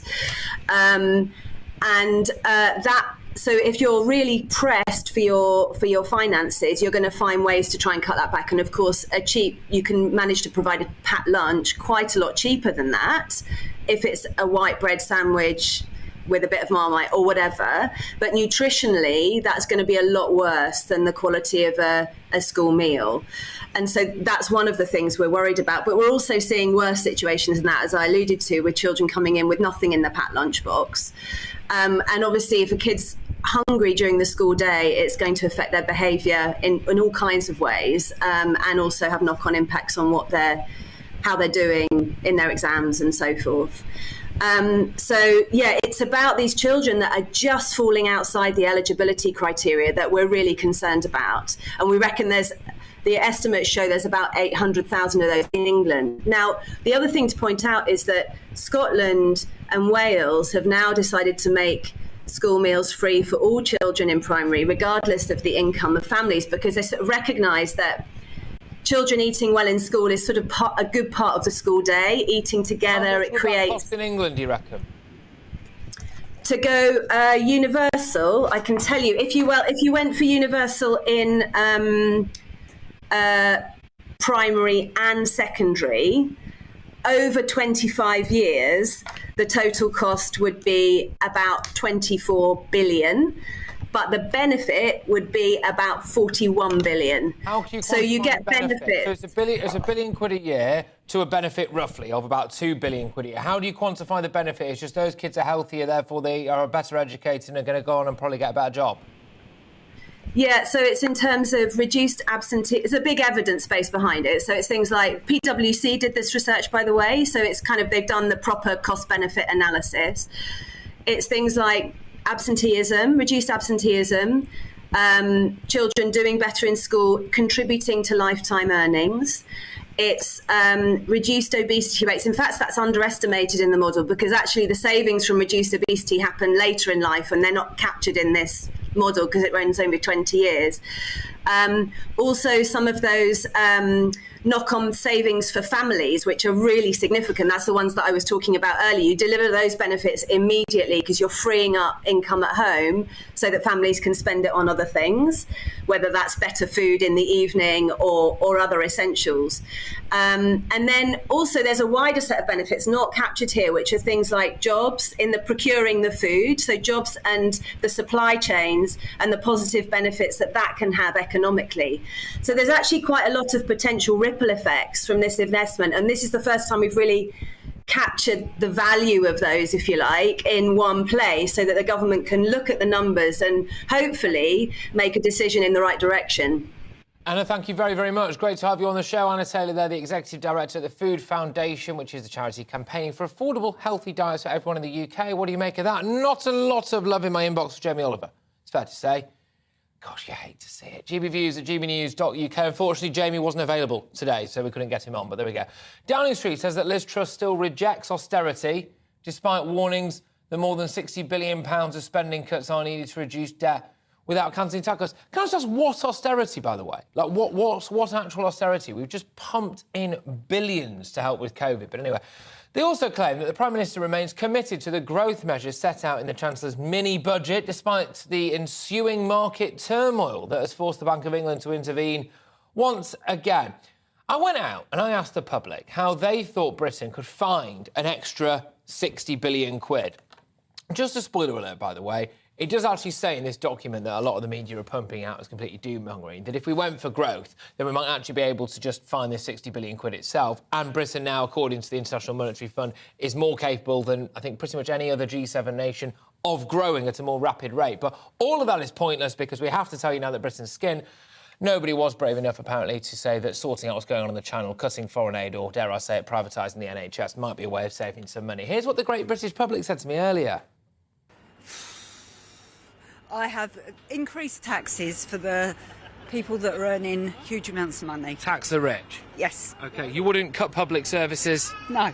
No? Of course you wouldn't. I would not start with social services. You wouldn't cut public spending? No. I look carefully at the defence budget. OK. Perhaps a bit at public works.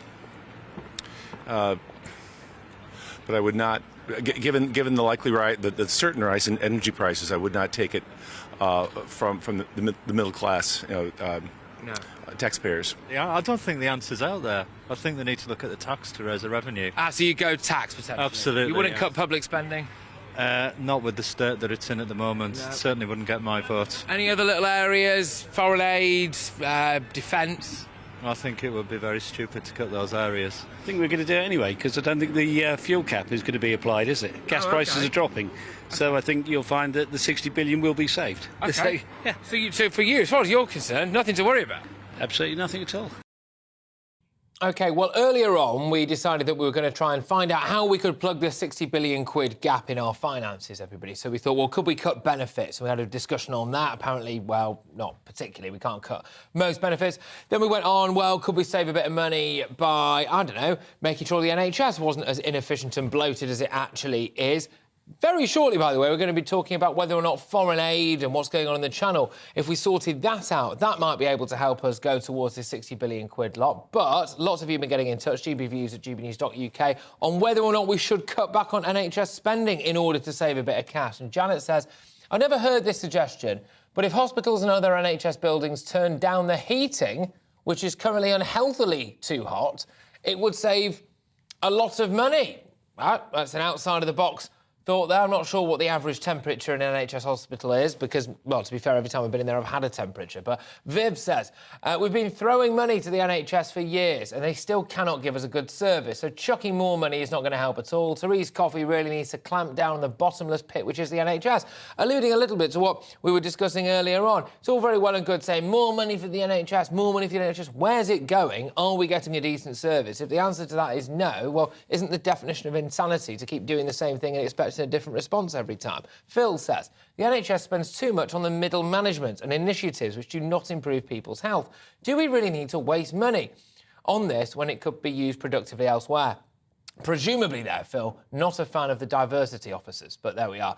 Right, we're moving on now to a subject that's very, very close to my heart and crucially allows me to say to Jamie Oliver, shove this in your pipe and smoke it. When it comes to breakfast, there really is only one choice. It's the great English breakfast, the full English, OK? I suppose you could go continental, but we voted to leave. When I say full English, I'm talking about the full works, right? Bacon, I've got your eggs, I've got your sausage, I've got another sausage, I've got all the extras, I've got a mushroom, a tomato that I don't eat, but it's nice to look at. I've got hash browns, I've got baked beans, I've got a black pudding, might have a white pudding if I'm feeling particularly exotic. But the culinary delight, which we're renowned for, is according to a, I can only assume, very miserable Cambridge academic, anything but English. Dr. Ha-Jun Chang has picked apart the components of the traditional English breakfast, arguing that most of the ingredients come from overseas. Let me emphasise that. Cambridge academic. Anyway, he says, for example, that bacon is from Denmark. Presumably that depends where the pig is. Anyway, the eggs could have come from anywhere, or England, anyway. Hash browns are American. Yeah. And just as you thought it couldn't get any worse, it couldn't get any worse. He also went on to say that fish and chips isn't even our national dish, and neither is the traditional Christmas dinner. What is this guy just wants to burn all the food to the ground? Anyway, joining me now is Ricky Bedelia, the manager of Treats Cafe in Weston-super-Mare. Yes, they have a big breakfast challenge, and I'm talking big. Ricky, I've got a picture of it on the screen now. For our radio listeners, please can you describe your big breakfast challenge? Right, so you got 4 pieces of toast, 4 pieces of fried bread, 4 pieces of black pudding, 2 bubble and squeak, 6 bacon, 6 eggs, 6 hash browns, 6 sausages, tin tomatoes, beans, mushrooms, fresh tomatoes. You get 3 drinks with it, tea, coffee, orange juice or apple juice, as much as you want. And you got 1 hour to finish the whole thing. Done. Absolutely done. And you know, at the end of it as well, I get to watch Jamie Oliver have a hemorrhage. But there we go. So this is, what's it described? It's your big breakfast challenge, but this is a whopping great big full English, isn't it? Yeah, it's a beast. It's one of the biggest ones. What do you make of these comments then, that a full English isn't really English? Full English has always been English, that's what I say. Yes, good lad. I mean, the idea now that a Cambridge academic is going to tell me that bacon is absolutely 100% Danish. Firstly, it depends where the pig's from, presumably. It depends. And the fact is, the idea that without the Danish, we wouldn't have decided that it might be a good idea to slice a bit off a pig. I'm sorry, I refuse to believe that, OK? I refuse to believe it. And a full English is more than just a cracking start to the day. It's more than just a heart attack on a plate. It's a part of our culture, isn't it? No, of course, mate. You have a look around and you see how many people enjoy it. Yeah, there's nothing else like it. Can I ask, do you start every single day with a full English? Do you start every day with a full English? Or I suppose, to be fair, if you did, you might be dead. No, I start my day with a coffee, mate. Start your day with a coffee, there you go. No, that's definitely not English.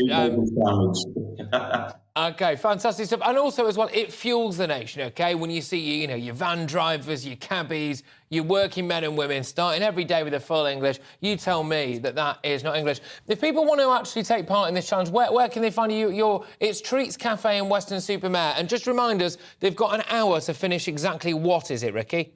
Yeah, that's right. So you've got 1 hour to finish, 4 pieces of toast, you've got 4 fried bread, 4 black pudding, 2 bubble and squeak, 6 bacon, 6 hash browns, 6 sausages, tin tomatoes, beans, mushrooms, fresh tomatoes.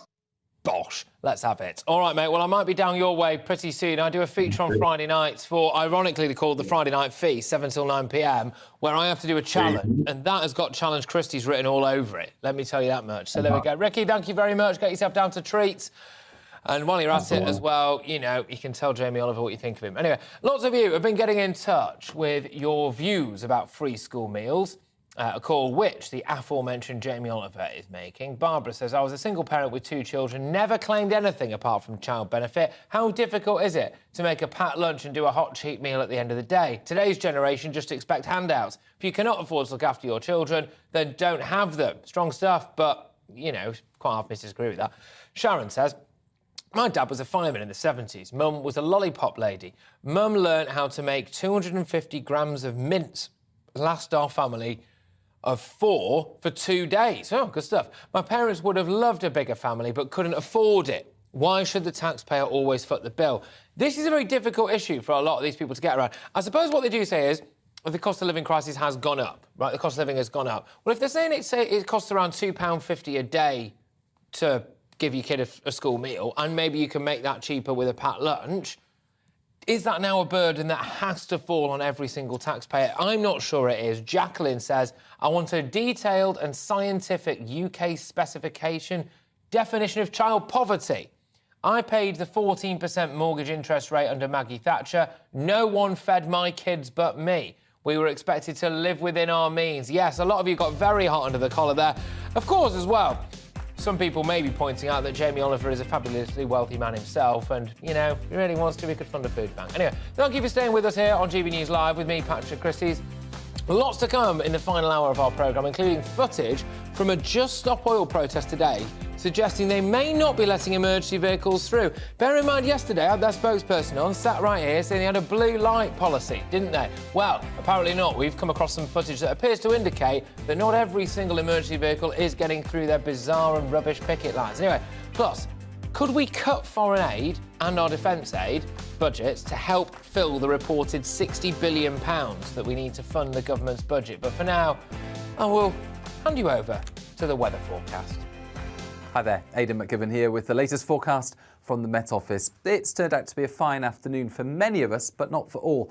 There is already cloud and rain moving into the northwest of Scotland, and that will steadily make its way southeastwards overnight and into tomorrow.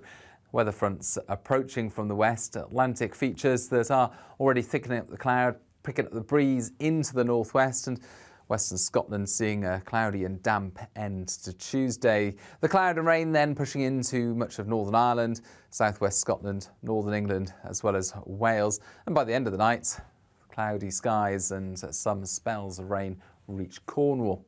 But elsewhere, further southeast, well, we'll keep the clear spells, and as a result, it's a bit of a chilly start once again on Wednesday, 5 to, well, 2 Celsius in places. But a bright start in the southeast and east of England. Elsewhere, a lot of cloud, a mild start today, but a wet start, especially through the central belt into southwest Scotland. That rain doesn't last too long. By lunchtime, it's cleared much of Scotland. Brighter skies follow here, but it pushes into northern England, western England and Wales. Turns more showery, but cloudy and dull afternoon here. And to the southeast again, well, actually, it's a bright day to come after a chilly start with 15, 16, perhaps 17 Celsius. We do see the cloud and some showers push through here during Thursday early hours, but that will tend to peter out. And by dawn on Thursday, well, most places are clear once again, and it's going to be chilly across some parts of Scotland, Northern Ireland and Northern England. A bright start, though, for many. Light winds, blue skies first thing. However, it doesn't last long. We're going to see the clouds once again build towards the west and southwest. Outbreaks of rain start to spread in, and for the second half of Thursday, many places will turn cloudy and wet. The winds then pick up. Friday's a windy day with blustery showers.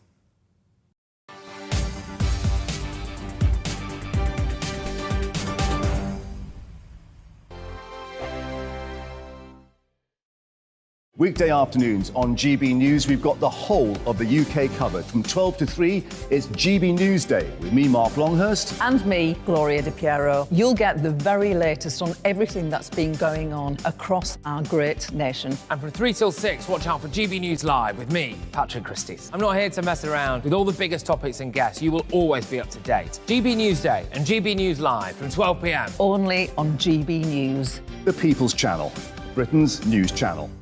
Hello there, it's Eamon Holmes here from Breakfast on GB News. We're not just on your television and your screens, you know. We're on DAB plus digital radio, so you can listen to your favourite shows on the move. If you've not yet listened to GB News Radio, it's very simple. We're on your radio player and tune-in apps, on your smart speaker, phone or tablet, or online at gbnews.uk. Take us with you wherever you go. GB News Radio. You never have to miss a moment of the People's Channel. Join my show Farage, 7 p.m. till 8 p.m. Monday through Thursday, and there you will get opinion, analysis, debate, and I'll cover stories that nobody else dares to touch. You've been cancelled. Join the club. Oh my goodness, brilliant. And then for the last 15 minutes, talking pints. We're over a drink. We have a civilised conversation with someone. We very often disagree, but we do it in a grown-up way. Come and join me on Farage. Hello, I'm Simon Evans. Join me on GB News for Headliners at 11 p.m, where I'll be joined by 2 of the country's top comedians as we take a look at tomorrow's newspapers tonight.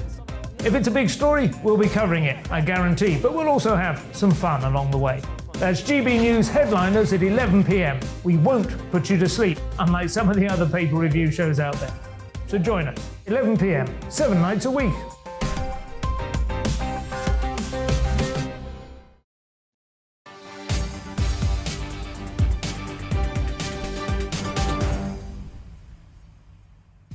Welcome back, everybody. It's GB News Live with me, Patrick Christys, with you until 6 p.m, which means that we've only got an hour left together, people. Coming up, It's a gripping case, this. Lucy Letby is on trial for allegedly murdering and attempting to murder babies when working as a nurse at Countess of Chester Hospital. She does deny the 22 charges. We'll bring you the very latest on all of that.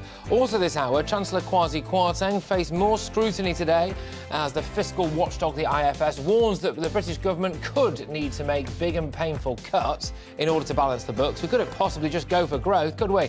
But where will all these cuts be coming from? I've asked whether or not we can cut benefits. I've asked whether or not we can cut NHS funding. It's time now for foreign aid and defence. I'll be asking the defence editor at the Evening Standard, just promoted him there, whether we should cut foreign aid and defence. And take this for a number. 35,000 people have reportedly crossed the Channel this year alone. We'll be getting the take from councillors in the Royal Borough, so people on the ground at the coalface, it will be said, of once these migrants have gone from the shoreline into towns and cities. They're going to be talking about how they feel as though they've had migrant hotels forced upon them. And I will be challenging Just Stop Oil, because after days of disruption around central London, videos have emerged now of ambulances being blocked by protesters today, despite a spokesperson on my show yesterday pledging that they have a policy to let emergency vehicles pass. Gosh, what's gone on there? But before that, see you later, headlines.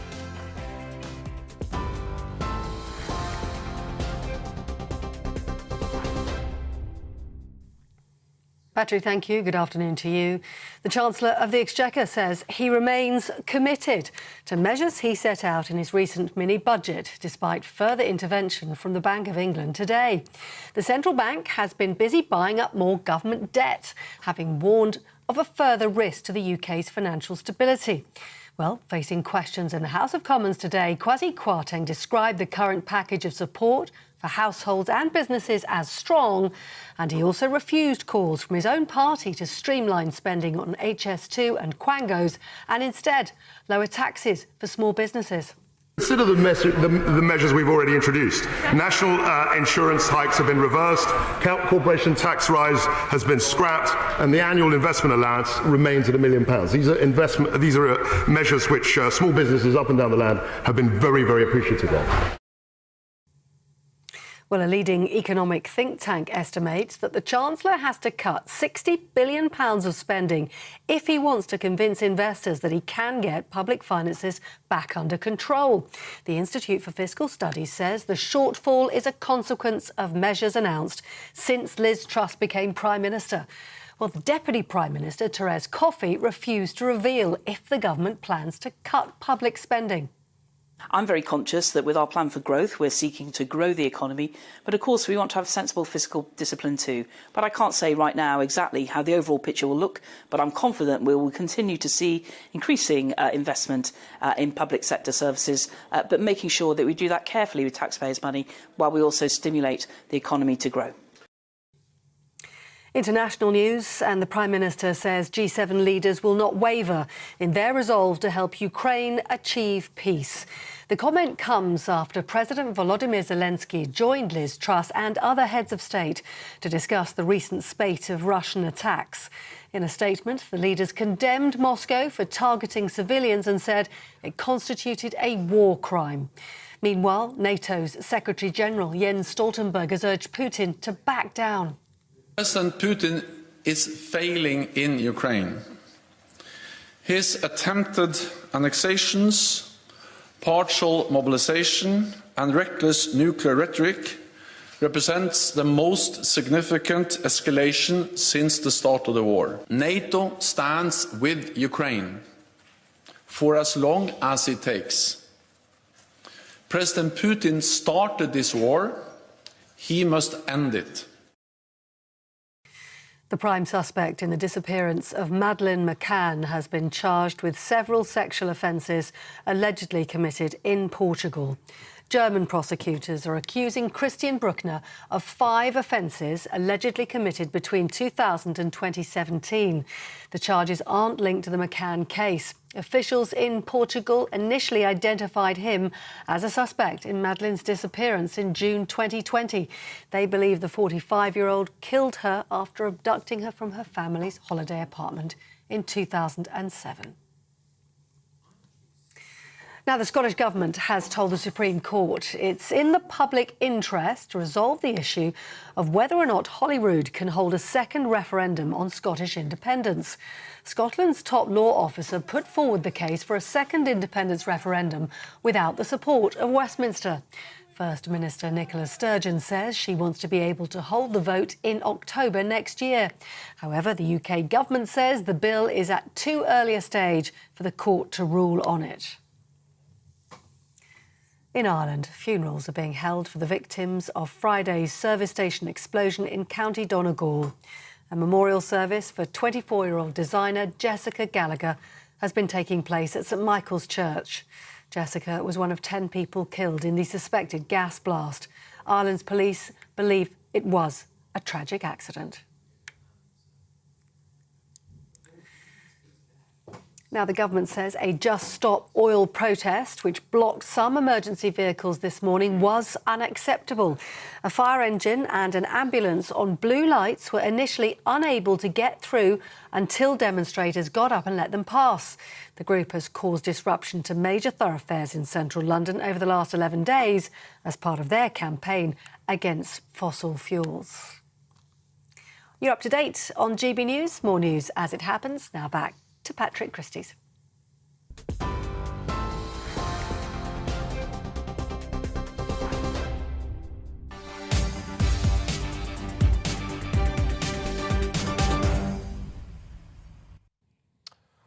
OK, well, Shadow Chancellor Rachel Reeves has described events since Kwasi Kwarteng's mini-budget as a British crisis made in Downing Street. And to make things worse, the Chancellor earlier on today, well, the influential think tank warned that he needs to find £62 billion.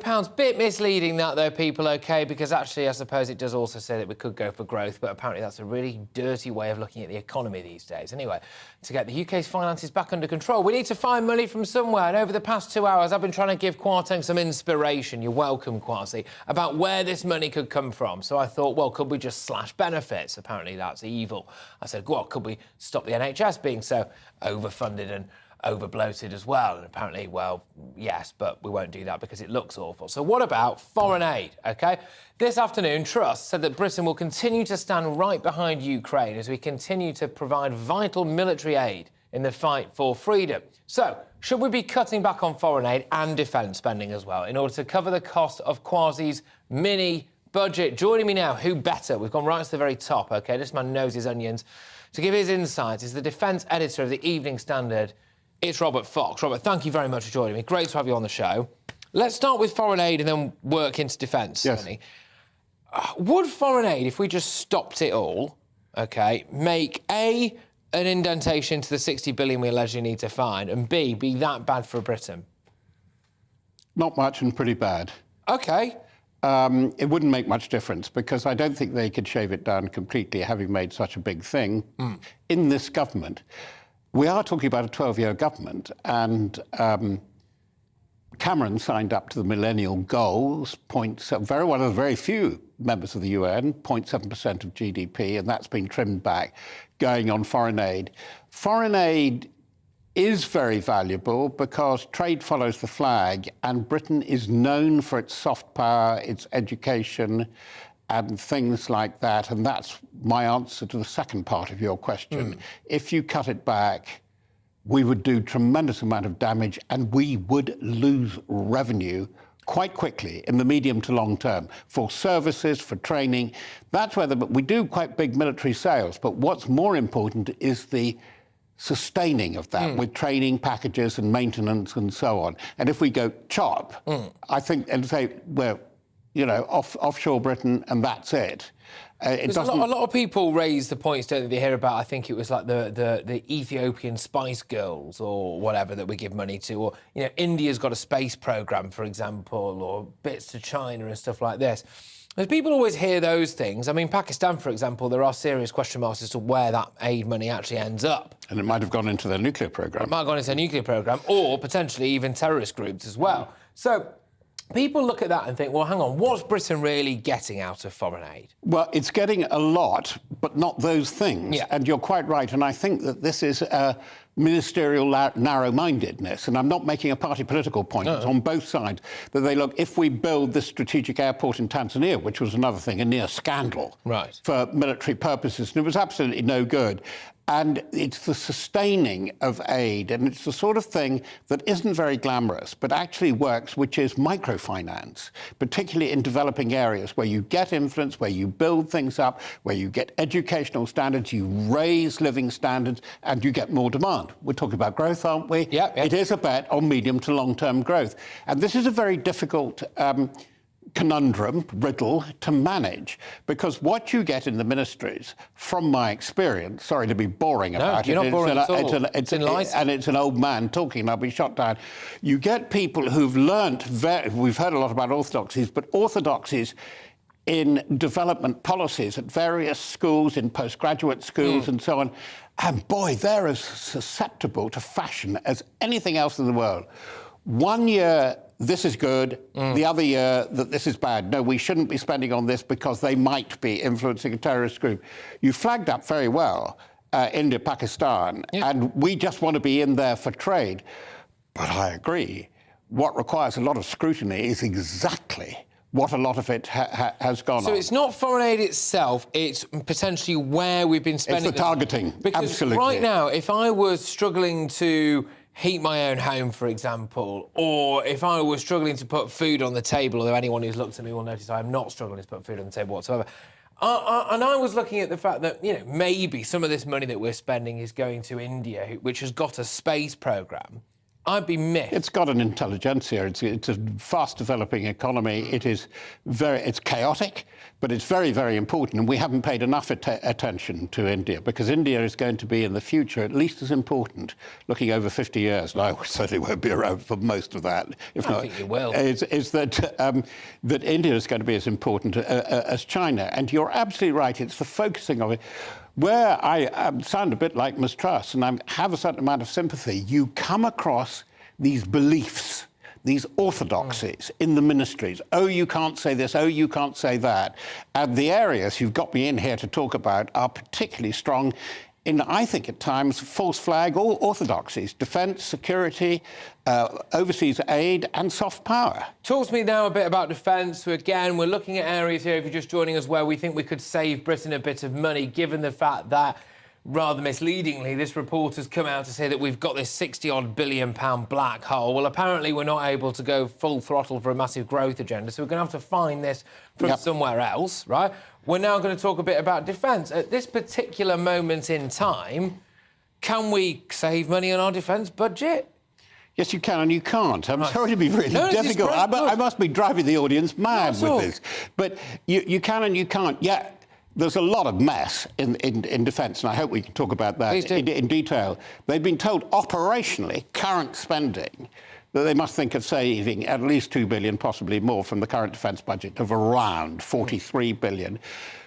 Meanwhile, we're pledged to support Ukraine, and so far in Ukraine we've given £2.3 billion, and mistrust, as we know, for very important reasons, thinks part of solidarity and the security of our neighbourhood, the wider neighbourhood, we've got to go on supporting Ukraine. Quite right. How are you going to say we're going to go on putting the equivalent of £2 billion into Ukraine, cutting £2 billion out of your defence programme, and being worried about the welfare budget? It is politically... it's a difficult, if not impossible, sell, and I would grant you that. But defence really does need scrutiny. Yeah. And it needs scrutiny in a way that neither of the two leading political parties dare confront it. Well, go on, dare to, quickly. If you can. I'll give you a receipt, very quickly. OK, come on.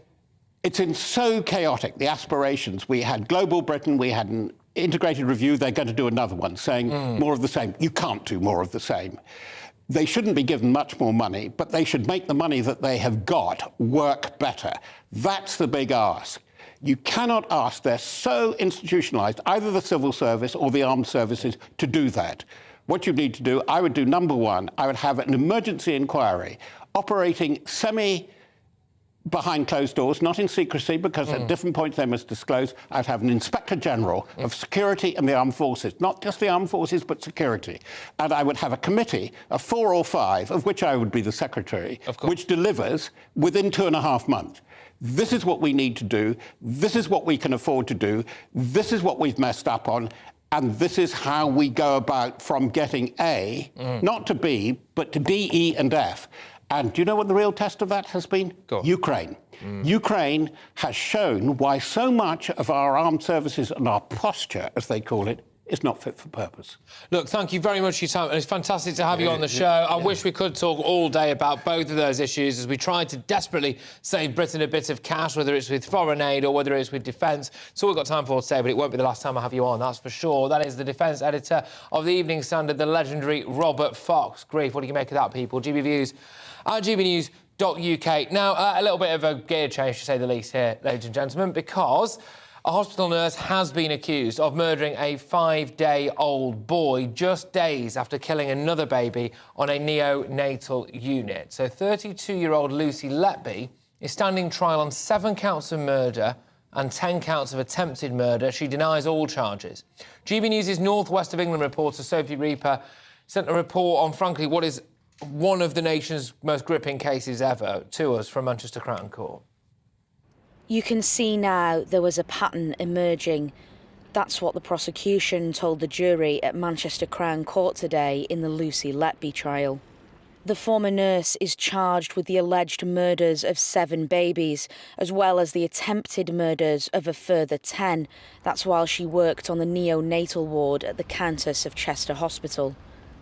For some of the babies, she's charged with multiple attempts of trying to take their lives. And yet, yesterday, Lucy Letby stood in the dock and pled not guilty to each one of the 22 charges against her, one by one. As part of the prosecution's opening statement, we heard about some of the methods Lucy Letby allegedly used in her attacks. Instances of air being injected into the bloodstream, milk and other fluids being injected via the nasogastric tube, even 2 instances of insulin poisoning, always while Lucy Letby was on shift. Over the last couple of days, we've heard the details around several of the children involved, and tomorrow we expect the prosecution to continue with more of the same. Sophie Reaper, GB News. We'll bring you the latest on that trial as it unfolds. Well, lots of you have been getting in touch with your thoughts on how Kwasi Kwarteng can put some pennies back into the public purse. There's this report that's come through about the fact that basically we may well need to find 60 billion quid because apparently we can't possibly go for growth, despite the fact that the IMF has come out today and said that Britain, of the G7 countries, has got the best possibility for growth. But Linda says, why can't we cancel HS2 and save billions of pounds? I'm with you, Linda. HS2 will be absolutely obsolete, pretty much, by the time it actually comes into fruition. How much have we sunk into HS2? The compulsory purchasing of people's land as well, and houses and business projects. Unbelievable stuff. I'm waiting for somebody, Linda, to plonk a rare newt on a field where this particular train has to go through, and it all has to be stopped for ecological reasons. Let's see the eco-warriors Animal Rebellion actually do some good for us for once. Anyway, it seems like a vanity project, and we really should reassess the situation given our economic standing. That's Linda's view. Ray says, stop foreign aid. Ray, we just had a chat about that. Why are we still sending aid to India? Also, you never mentioned the money that we saved by coming out of the EU. Well, I'm yet to see us properly come out of the EU, as far as I'm concerned, but there we go. Keith says, we will be forgotten by other countries if we cut foreign aid. And this is the other side of that coin, isn't it, Keith? Thank you for raising it. We're only liked abroad if we bung them hundreds of millions. Surely some mistake. Well, it's interesting, this, isn't it? Because what are we actually getting for it? And it's all very well and good saying, well, if we do this, we're known for our education system. We know that we're going to be attracting people all over the world. If we give them a few quid, we're more likely to attract the best and the brightest from around the world. Well, hang on a minute. As far as I can tell, we're welcoming most people here, you know, for every Tom, Dick and Harry as it currently stands, actually, frankly, especially with what's going on in the Channel. You don't need foreign aid to welcome people here illegally and then not be allowed to boot them out, do you? But Ian says there is too much channeled through channel through charities and other such do-good organisations. They have experts cruising the world, living the high life. Good point, this. Well, I tell you what is very, very, very good work if you can get it, being a CEO of a charity. Actually, remarkable stuff, isn't it? When you look at some of the David Miliband's of this world, they are on absolute wedge. Linda says as well, another Linda, good stuff. Loving the amount of Lindas that we've got on the show today. There should always be money for genuine emergencies around the world, but we shouldn't be dishing out money willy-nilly. This is interesting, actually, Linda. You raise a cracking point, which is, should we be a bit more targeted in our foreign aid? If we just have this budget here, and we've got to spend it, we've absolutely got to spend it, we end up giving money away to people like the Ethiopian Spice Girls, or, I mean, even China gets some foreign aid, by the way. Can I just say, apart from the fact that China is a global behemoth, in a rural Chinese village to boost crop production, they are currently making a fake moon. If you've got money to create and then send into the sky a fake moon, forgive me, but I don't think we should be sending you money in foreign aid. Anyway, there's some of the views there of people, including myself. This is GB News Live with me, Patrick Christys. Coming up, working from the pub. Would you? Could you? It's the dream for many people as they look to save money. Go to the pub. Sounds like a plan fraught with challenges, though. We'll speak to a man who wants to make it happen. This is the boss of a major pub chain called Brewhouse, who's essentially thinking, well, hang on a minute, if you don't want to pay your bills, why don't you come to my pub, pay me for a few pints and maybe a full English as well, if you're even allowed to call it these days. But before that, let's have a look at the weather. Hi there, Aidan McGivern here with the latest forecast from the Met Office. It's turned out to be a fine afternoon for many of us, but not for all. There is already cloud and rain moving into the northwest of Scotland, and that will steadily make its way southeastwards overnight and into tomorrow. Weather fronts approaching from the west. Atlantic features that are already thickening up the cloud, picking up the breeze into the northwest, and Western Scotland seeing a cloudy and damp end to Tuesday. The cloud and rain then pushing into much of Northern Ireland, southwest Scotland, Northern England, as well as Wales. And by the end of the night, cloudy skies and some spells of rain reach Cornwall. But elsewhere, further southeast, well, we'll keep the clear spells, and as a result, it's a bit of a chilly start once again on Wednesday, 5 to, well, 2 Celsius in places.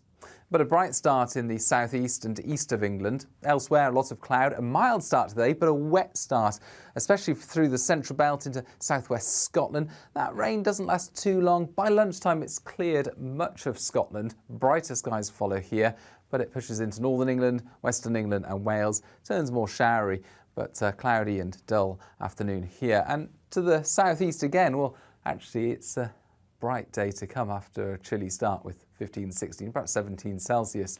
We do see the cloud and some showers push through here during Thursday early hours, but that will tend to peter out. And by dawn on Thursday, well, most places are clear once again, and it's going to be chilly across some parts of Scotland, Northern Ireland and Northern England. A bright start, though, for many. Light winds, blue skies first thing. However, it doesn't last long. We're going to see the clouds once again build towards the west and southwest. Outbreaks of rain start to spread in, and for the second half of Thursday, many places will turn cloudy and wet. The winds then pick up. Friday's a windy day with blustery showers.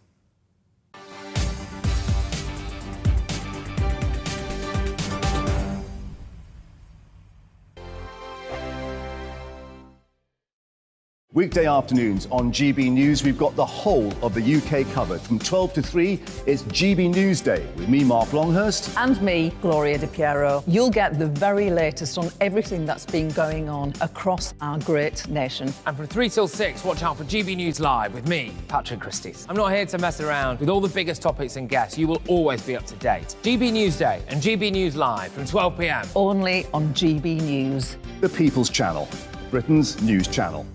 Hello there, it's Eamon Holmes here from Breakfast on GB News. We're not just on your television and your screens, you know. We're on DAB plus digital radio, so you can listen to your favourite shows on the move. If you've not yet listened to GB News Radio, it's very simple. We're on your radio player and TuneIn apps, on your smart speaker, phone or tablet, or online at gbnews.uk. Take us with you wherever you go. GB News Radio. You never have to miss a moment of the People's Channel. Join my show Farage, 7 p.m. till 8 p.m. Monday through Thursday, and there you will get opinion, analysis, debate, and I'll cover stories that nobody else dares to touch. You've been cancelled. Join the club. Oh my goodness me. And then for the last 15 minutes, Talking Pints over a drink, we have a civilized conversation with someone. We very often disagree, but we do it in a grown-up way. Come and join me on Farage.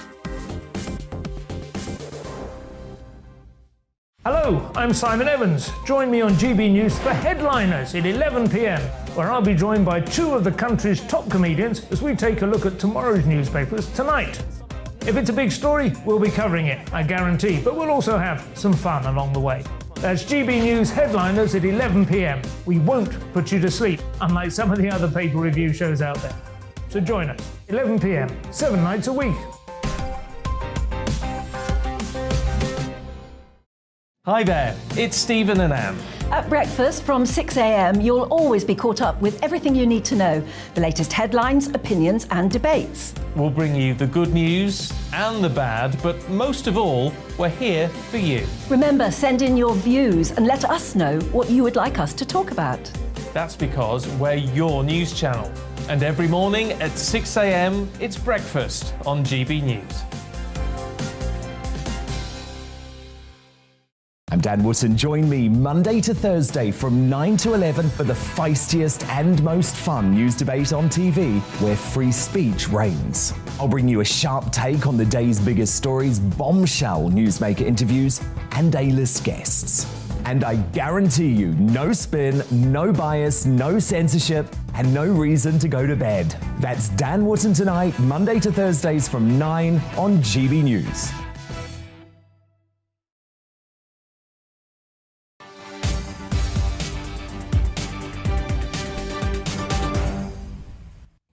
Right, well, we've heard rather a lot about the rising cost of heating for our homes, and that cost is likely to be a whole lot higher for the work-from-home brigade, who sit in the same spot all day. Anyway, so now pubs have decided, yet again, pub is the answer. Pubs have decided to offer up a work-from-pub package to laptop workers so that they can save money on their heating bills and enjoy a warm, cosy environment and hopefully not a particularly warm pint. But is it actually practical working from the bar? I am joined now by Chris Gumble, who is the CEO of Brewhouse and Kitchen Pub Chain. Chris, look, thank you very, very much. This is great stuff. Presumably people are flocking to the pub now, legitimately for work purposes. They're certainly on their way back. We had an uplift after the COVID crisis where people were working from home, and it just seems to be taking off again now, which is great news for our business. All sorts of reasons why. Some people want to change from working from home. Some people are able to work from the pub, and we're providing some great service. We're providing food, drink, great Wi-Fi, printing. Great Wi-Fi. You don't need a TV licence as well, because you've got the TV licence covered. Absolutely, absolutely. We'll be showing the football and the rugby in the autumn as well. So you've got it all here, and it's a great environment. People want to be around people as well. Working from home in your third bedroom or the shed at the end of the garden, which I do sometimes, is not as much fun as being in here. And it's amazing how much people get together in the pub as well. People who work on their own, they get to know each other, and people keep an eye on each other's laptops when they go to the loo and things like this. It builds little communities. It's fantastic. So just to clarify, we have billed this as a work from pub package. Is the package just come to the pub and work? No, I mean, what we offer is a £10 all-inclusive deal where you can get some food, you can get unlimited soft drinks, coffee, and tea. So so you can sit there, you've paid one price, you've got access to charging, you can charge your phone, you can charge your laptop.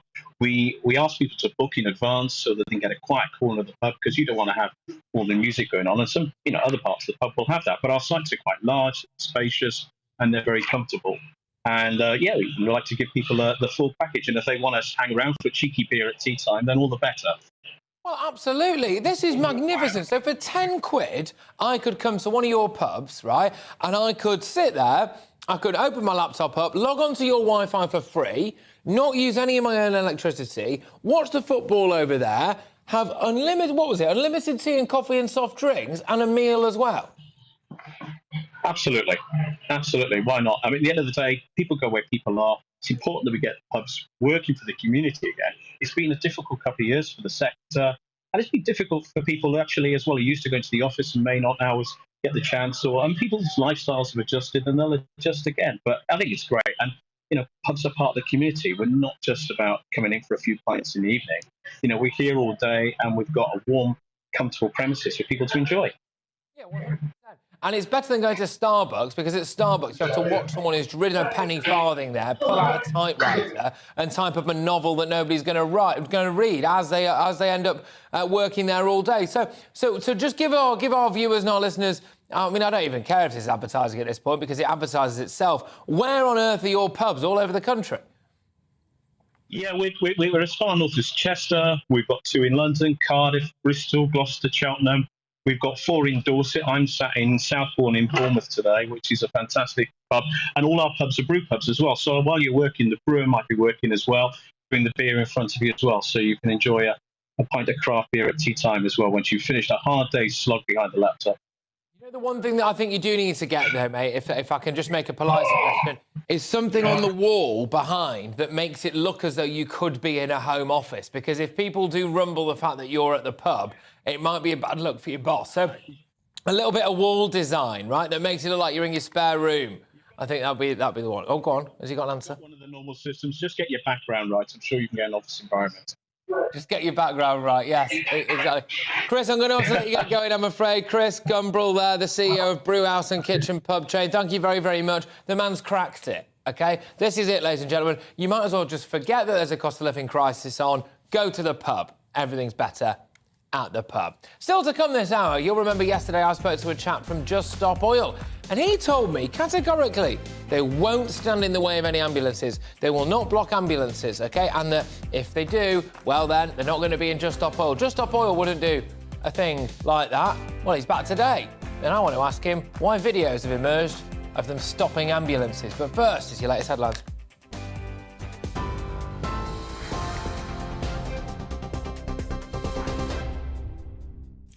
Patrick, thank you. Good evening to you. The Chancellor says he remains committed to measures set out in his recent mini-budget, despite further intervention from the Bank of England today. The central bank has been busy buying more government debt today, having warned of a further risk to the UK's financial stability. Facing questions in the Commons, Kwasi Kwarteng refused calls from his own party to streamline spending on HS2 and Quangos and instead lower taxes for small businesses. Consider the measures we've already introduced. National insurance hikes have been reversed, corporation tax rise has been scrapped, and the annual investment allowance remains at £1 million. These are measures which small businesses up and down the land have been very, very appreciative of. Well, the Prime Minister says G7 leaders will not waver in their resolve to help Ukraine achieve peace. The comment comes after President Volodymyr Zelensky joined Liz Truss and other heads of state to discuss the recent spate of Russian attacks on Ukraine. In a statement, the leaders condemned Moscow for targeting civilians and said it constituted a war crime. Meanwhile, NATO Secretary-General Jens Stoltenberg has urged Putin to back down. President Putin is failing in Ukraine. His attempted annexations, partial mobilization and reckless nuclear rhetoric represents the most significant escalation since the start of the war. NATO stands with Ukraine for as long as it takes. President Putin started this war. He must end it. The Scottish Government has told the Supreme Court it's in the public's interest to decide if Holyrood can hold a second referendum on Scottish independence. Scotland's top law officer put forward the case without the support of Westminster. First Minister Nicola Sturgeon says she wants to be able to hold a vote in October next year. However, the UK Government says the bill is at too early a stage for the court to rule on it yet. The prime suspect in the disappearance of Madeleine McCann has been charged with 5 sexual offences in Portugal. German prosecutors allege that Christian Bruckner committed the offences between 2000 and 2017. The charges aren't linked to the McCann case. Those are your latest news headlines on TV, online and DAB Plus radio. You're with GB News, the People's Channel. We're back in just a moment.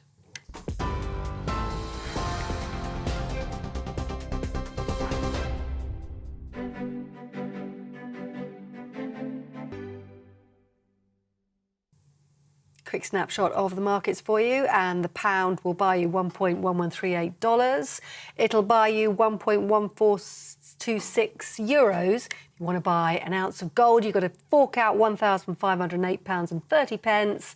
And if you're watching the FTSE 100 index, it's at 6,885.23.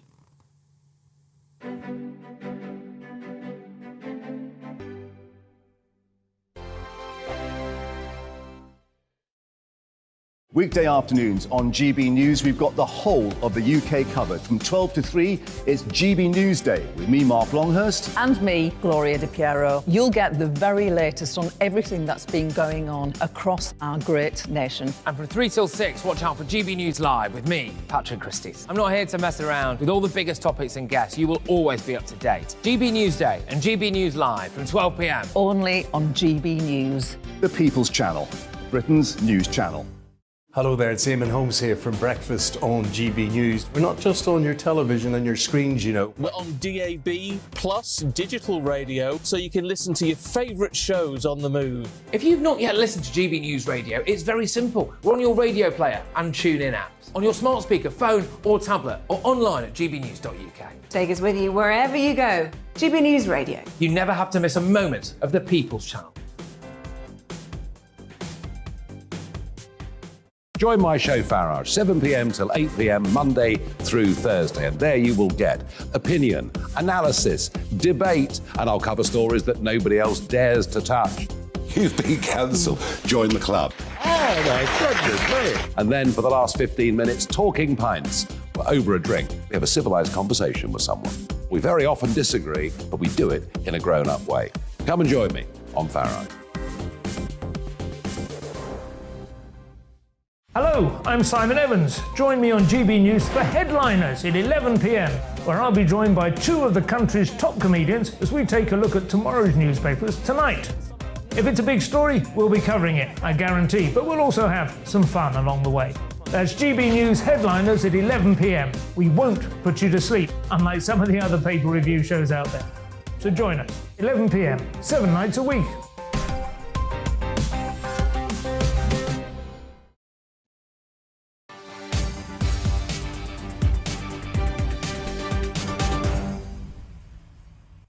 Welcome back, everybody. Right, now, it's not deja vu, it's just something very similar to what we did yesterday. A Just Stop Oil protest in London has been branded as unacceptable by the government after a fire engine and an ambulance were apparently blocked. So videos from LBC, who I wish we didn't have to mention, their social media show the emergency vehicles unable to get through traffic, blue lights flashing after protesters blocked 3 roads with some gluing themselves to the road. Here's a similar scene, just this time with a fire engine. So there's 2 different video clips there, both of which appear to show emergency vehicles with their lights on being blocked because Just Stop Oil are in the road. It's the group's 11th consecutive day of disruption in London. They're calling for the government to stop all new oil and gas licences. So there's a lot to get stuck into here, OK? And I wanted to understand exactly why they were doing this. The Prime Minister's spokesman said that protesters that stop emergency services from potentially saving lives are unacceptable. Well, here now, to give his side of the story, is James Skeet, who is a spokesperson for Just Stop Oil. Thank you for coming in again, twice in 2 days. We'll shake hands again. Still no glue. You love to see it. Right, see you, Patrick. Let me just take you back, before we get stuck into, to this time yesterday, OK? So we're going back in time, where you told me and our viewers and our listeners about your ambulance policy. Yep. Ambulance lane. We always leave a route through for people in need. I don't want anyone getting hurt, and you know, it's like, this is not my idea of a good time. I don't want to annoy anyone. I don't want to ruin anyone's day. But honestly, like, the situation they're in is so serious. OK, what happened then, mate? Because we saw ambulances and a fire service there being blocked from getting through. Well, I do wish you'd run the whole clip there, Patrick, because actually if you'd run the whole thing, you'd see that the fire engine gets through, our people get straight out of the way, and in fact it was one of our people that advised that ambulance the shortest way to go around to avoid any traffic. So we do have clips here which do show some ambulances and some fire trucks getting through. But, I mean, you have to acknowledge there, though, that that's a massive inconvenience for people, and it does appear to show that. Look at the ambulance, he's got his blue lights on, there could be someone in the back having a heart attack, and there's a load of numpties in orange there blocking his way. Right, just to get everyone up to speed of what we're asking for, just Sup Oil are asking for, we're demanding that there's no new licensing and consents, no new licensing and consents for any fossil fuel licenses in the UK, and that is entirely in line with... Look at that, just look at that. Let's bring that back up, because, look, you did say to me yesterday that you had a blue light policy. That ambulance has got blue lights on, and your lot are still sat in the road. That could be someone's mum dying. Actually, there's one of our guys pointing the route round on there. What I would say is that, look, we're asking... I agree with you. For what it's worth, I agree with you. I think it's ridiculous that it's down to nurses, doctors, cleaners, barmen to be sat in the road demanding what the government should just be doing. What? You know, if the government not letting someone on... Look, the blue lights are on. Someone needs emergency care, and you've got people lying in the road there. And also, it's all very well and good saying, well, we might let them out of the way, we want to let them out of the way. How can you let them out of the way if you've glued yourselves to something? Patrick, why are we not talking about the real disruption here? Okay, when we hit 40 degrees C earlier on in the year, the London Fire Service had their busiest day since the Blitz. Why do we not talk about that? Well, why is it certain sections of the media choose to clip little things like this and misrepresent? Because you've got a vested interest in manipulating your audience. Why don't you tell them the truth? Why don't you tell them the truth that we are on course now for crop failure and societal collapse? The reason why I'm doing that is because yesterday you sat here and you had ample opportunity to put your side across, which you did. Talking of telling the truth, you also told me and our nation categorically that people with the blue lights on emergency service would be allowed through. And that wasn't true, was it? Because I've just played you a video clip there. I'm not going... We've just covered this. Like, that is one of our people advising that ambulance to go around the traffic. So we have a blue light policy, and we've always had a blue light policy. In fact, after the Interlake Britain campaign last year, there was the ambulance services were contacted. Not a single ambulance. They couldn't point to a single ambulance that had been disrupted. At one. There was one on the screen there, and you got to understand. They got advice to go around. They got put round in the shortest. But so hang on a minute. But yesterday the blue light policy was to let them through. Now it's advising them to go around you. Whatever's the quickest way for the emergency services to get through. Well, what is it? You're the spokesman. I mean, it's... Patrick, do you understand how serious this situation is? This is, I mean, no one wants to be very serious for the person in the back of that ambulance. I think it's more serious, actually, than that. You know, we're heading towards serious societal collapse, the way that things are going, right? When you get extreme weather events, you get crop failure, you get people die, you get societal collapse. Why are you not using your platform to tell the British people? We are. Why don't you get a climate scientist in here, a real climate scientist, to explain to everyone what society is going to look like if things continue the way that they are? OK, so you've done that again. You've spoken to me about this yesterday, and just on that note, I just want to remind you again, just for the sake of avoidance of doubt, what you said to me yesterday. Ambulance lane. We always leave a route through for people in need. I don't want anyone getting hurt, and you know, it's like, this is not my idea of a good time. I don't want to annoy anyone. I don't want to ruin anyone's day. But honestly, like, the situation they're in is so serious.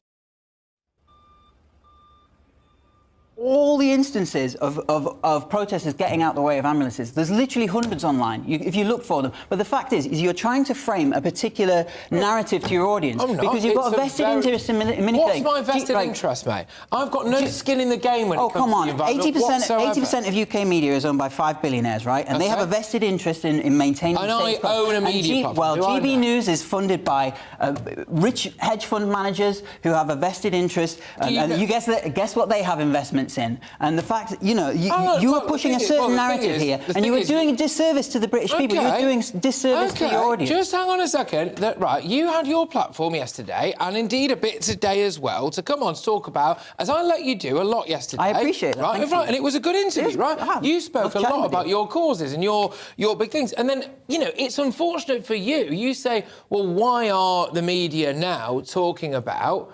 there is a video there of you letting some people through. That's fine. We're not disputing the fact. No one can dispute the fact that you do let some vehicles through. But the overarching point here is that if you hadn't have blocked ambulances today or fire engines today, we might have had you back on to talk more about your causes. But this is where inconveniencing the British public and putting lives at risk. It's not just by the way, it's not just about not letting ambulances and fire engines through. The amount of police it diverts from, let's say, a stabbing or things like that that in order to go and police someone like your lot gluing themselves to something, it is harming people's lives. And as long as you use those tactics, you're going to keep finding yourself in a situation where you've got someone like me here questioning you about that, not your environmental aims. It's your own fault. The people who are putting the British people at risk are the UK government, right? They are funneling £236 million a week of taxpayers' money, propping up the most profitable industry on earth. This would stop tomorrow if they commit to halting any new licensing and consents. You know, it's a no-brainer. You know it, I know it, everybody, every right-thinking person knows that that's what needs to happen. If we're all honest, we cannot continue on this trajectory. Our families are seriously at risk. What don't you understand about this? Well, what I don't understand is that you said yesterday that you had a blue light policy. You're coming back to this, but you're concentrating on such a minor issue. Look at the big picture. Okay. We're talking about life as we know it, heading towards the complete catastrophe. Like the person's life in the back of that ambulance. Look at the big picture. Look at the big picture, Patrick. Like, we're talking about, there's already 33 million people displaced in Pakistan. We're talking about between 1 and 3 billion people displaced around the world by 2050. This is catastrophic. Okay. And I hate that it's come to this. I think it's terrible that it's come to this. But why aren't the government doing something? They could do something. Why aren't they doing it? And why are you covering up for them? Why are you lying? Like, why is it you're pushing a certain narrative when you could call out the politicians? You could call out. You could explain to the British people like exactly what's coming down the line. By having you on the show and letting you just rant for a period of time. I'm not a climate scientist, but you could get a real climate scientist on to explain how critical this situation is. Why are you doing that? No, you get thoroughly unqualified people in. I've watched your channel. So now I don't have the right kind of climate scientists on. So it's not just the fact that... No, you're pushing a certain narrative because you're pushing the interests of the billionaire class because that's who you work for. I work for the billionaire class. Fantastic. Well, let's talk about who funds GB News. Where did the money come from? What were their investments in? Why don't you tell your audience that? Well, do your research, guys. Have a look into it. OK, there we go. Well... Join us outside Downing Street, 11 o'clock every day. And there's a cheeky advert if you want to go and cause mass disruption. Right, moving away from that right now. There we go. Loads of people getting in touch on this. GB Views at gbnews.uk. More than 35,000 migrants have crossed the Channel to the UK this year, according to the Ministry of Defence. That's more than the whole of 2021, when 28,500 were recorded. Almost 540 people were detected yesterday in 13 boats, taking the provisional total for the year to 35,233. But now it's emerged that ministers reportedly tried to rent a castle, yes, that's right, a castle in Cornwall to put up migrants and refugees. Camelot Castle is said to have been one of the most sought-after destinations and places to stay in the Victorian and Edwardian times. It's now a hotel where rooms cost up to £256 a night, believe it or not. Well, yesterday, Nigel Farage spoke to the hotel's owner, John Mappett, and he told him about the moment he got the call from government. Initially, I thought it was a joke because I heard from my receptionist that there was this company that they wanted to rent the entire hotel for 12 months, every single room booked. And it's not very often you get a phone call like that. So I actually called the company myself. And yes, in fact, that is what it was. And it was a company trying to source hotels for the asylum seekers or the refugees that are coming in, on the boats or by various different means. Joining me now is Councillor Andrew Johnson, who's the Conservative leader of the Royal Borough of Windsor and Maidenhead. Andrew, thank you very much. Well, look, what do you make of this? Because you've had some direct experience of hotels in your area having people essentially dumped inside them. Absolutely right, Patrick, and fantastic to be back with you to talk about this very important issue. Just having heard what the previous speaker said, if it is a joke, it's not a particularly funny joke, I have to say. And if I were the leader of that local authority, I think I'd be pretty furious, actually, at yet another example of what, let's just call it what it is, people dumping, effectively. We've had the same in Windsor and Maidenhead. We've had up to 500 asylum seekers placed into unsuitable, generally, hotel provision at considerable cost to the taxpayer, and huge question marks, ultimately, about who's going to pick up the bill at the end of this. As I said last week, the government really needs to get a handle on this and make sure that local authorities aren't left, in some cases, almost swinging in the breeze, having to pick up the pieces. Yeah, well, and we hear a lot about, well, the initial cost, OK? So whatever, 5-odd million quid a day it is to put people in hotels, that cost presumably is now increasing since that figure was released on account of the numbers of people who have continued to arise. But there's knock-on effects as well, aren't there? Your local health services or local education systems or local mental health services or local housing stock. And that must be unquantifiable at this particular stage. But frankly, in a cost of living crisis, tough to justify. It is. And looking at the numbers involved, look, it's huge, both in terms of the people who are going to have to accommodate, but also the support services to put in place. You're right, it's health, it's housing, it's also schools as well. We're having to find additional school places, we're having to find additional home-to-school transport. This is putting a major pressure on our local authority, and indeed every local authority, I dare say, in England. Can I ask, are you getting a lot of concerned residents? I mean, these people vote for you, I suppose, in a way, don't they? Well, they do. And it must be tricky for you to have something that's not your policy really landed on you, and you are at the front line of this. Absolutely. All we're doing is just picking up the pieces. You're right, it's not my policy. Look, I had an agreed budget for the year. That budget has now been stretched to the absolute limit because of all of these additional costs that we're having to pick up. And yet, there is, of course, some central government support, but it doesn't cover the full cost. Of course it doesn't. And the biggest bombshell I think that's about to emerge is, obviously, the Home Office want to get all of these people out of hotels due to the cost of it. But the next big question is, well, where are they going to put them? If that's going to be the private rented sector, that's going to put huge pressure and squeeze out all of those people currently renting at a reasonable rate. I mean, the Home Office is just going to start block booking out all of the affordable private rented accommodation, squeezing out local people and actually squeezing out people that we've got to accommodate as homeless. Andrew, thank you very much. Great to have you back on the show, Andrew Johnson, and hopefully next time we talk about this issue being entirely sorted out, although I'm not too hopeful about that. Andrew Johnson, the leader of the Royal Borough of Windsor and Maidenhead Council. Right, time for just something to wrap up the show with. Royal biographer Tina Brown has said that Prince Harry is, quote, tortured by his book deal, as he is aware there won't be a way back into the royal fold for him if he publishes this bombshell memoir, as he believes as well that the book won't ever reach the shelves. This is what the royal commentator has said. Meanwhile, another royal expert has chimed in, saying that Harry will have one hell of a fight on his hands if he tries to stop the book going to print. And this really is the key point, because joining me now is royal commentator Jenny Bond. Jenny, thank you very much. Looking as resplendent as ever, may I say. Now, Prince Harry, do you think he could even actually stop this book now if he wanted to? I think it'd be very difficult. It's a 3-book deal, as we understand it, and it's a multi-million-dollar deal. So I think it would be very difficult to bail out of it. But I think we are all making, royal correspondents, we're making huge assumptions. Frankly, we don't know what's in the book. Could be a great anticlimax. I doubt it. We don't know if he's trying to bail out of it. The suspicion is that he is trying to write an extra chapter. I mean, surely it would need some revision after the death of his grandmother. But then again, does that all become rather hypocritical? Because if he said things, home truths, when she was alive, why should he retract those? Because she has died. So there's a lot of questions. I'm not being funny, but it would indicate quite a high degree of total idiocy, wouldn't it, if he'd not ever thought about the fact that one day his very, very elderly grandmother might die and that he might therefore change his mind through grief or whatever about whether or not to go and slam his family. I mean, it would have to be a bit thick to not maybe have previously considered that when he was writing the book, surely.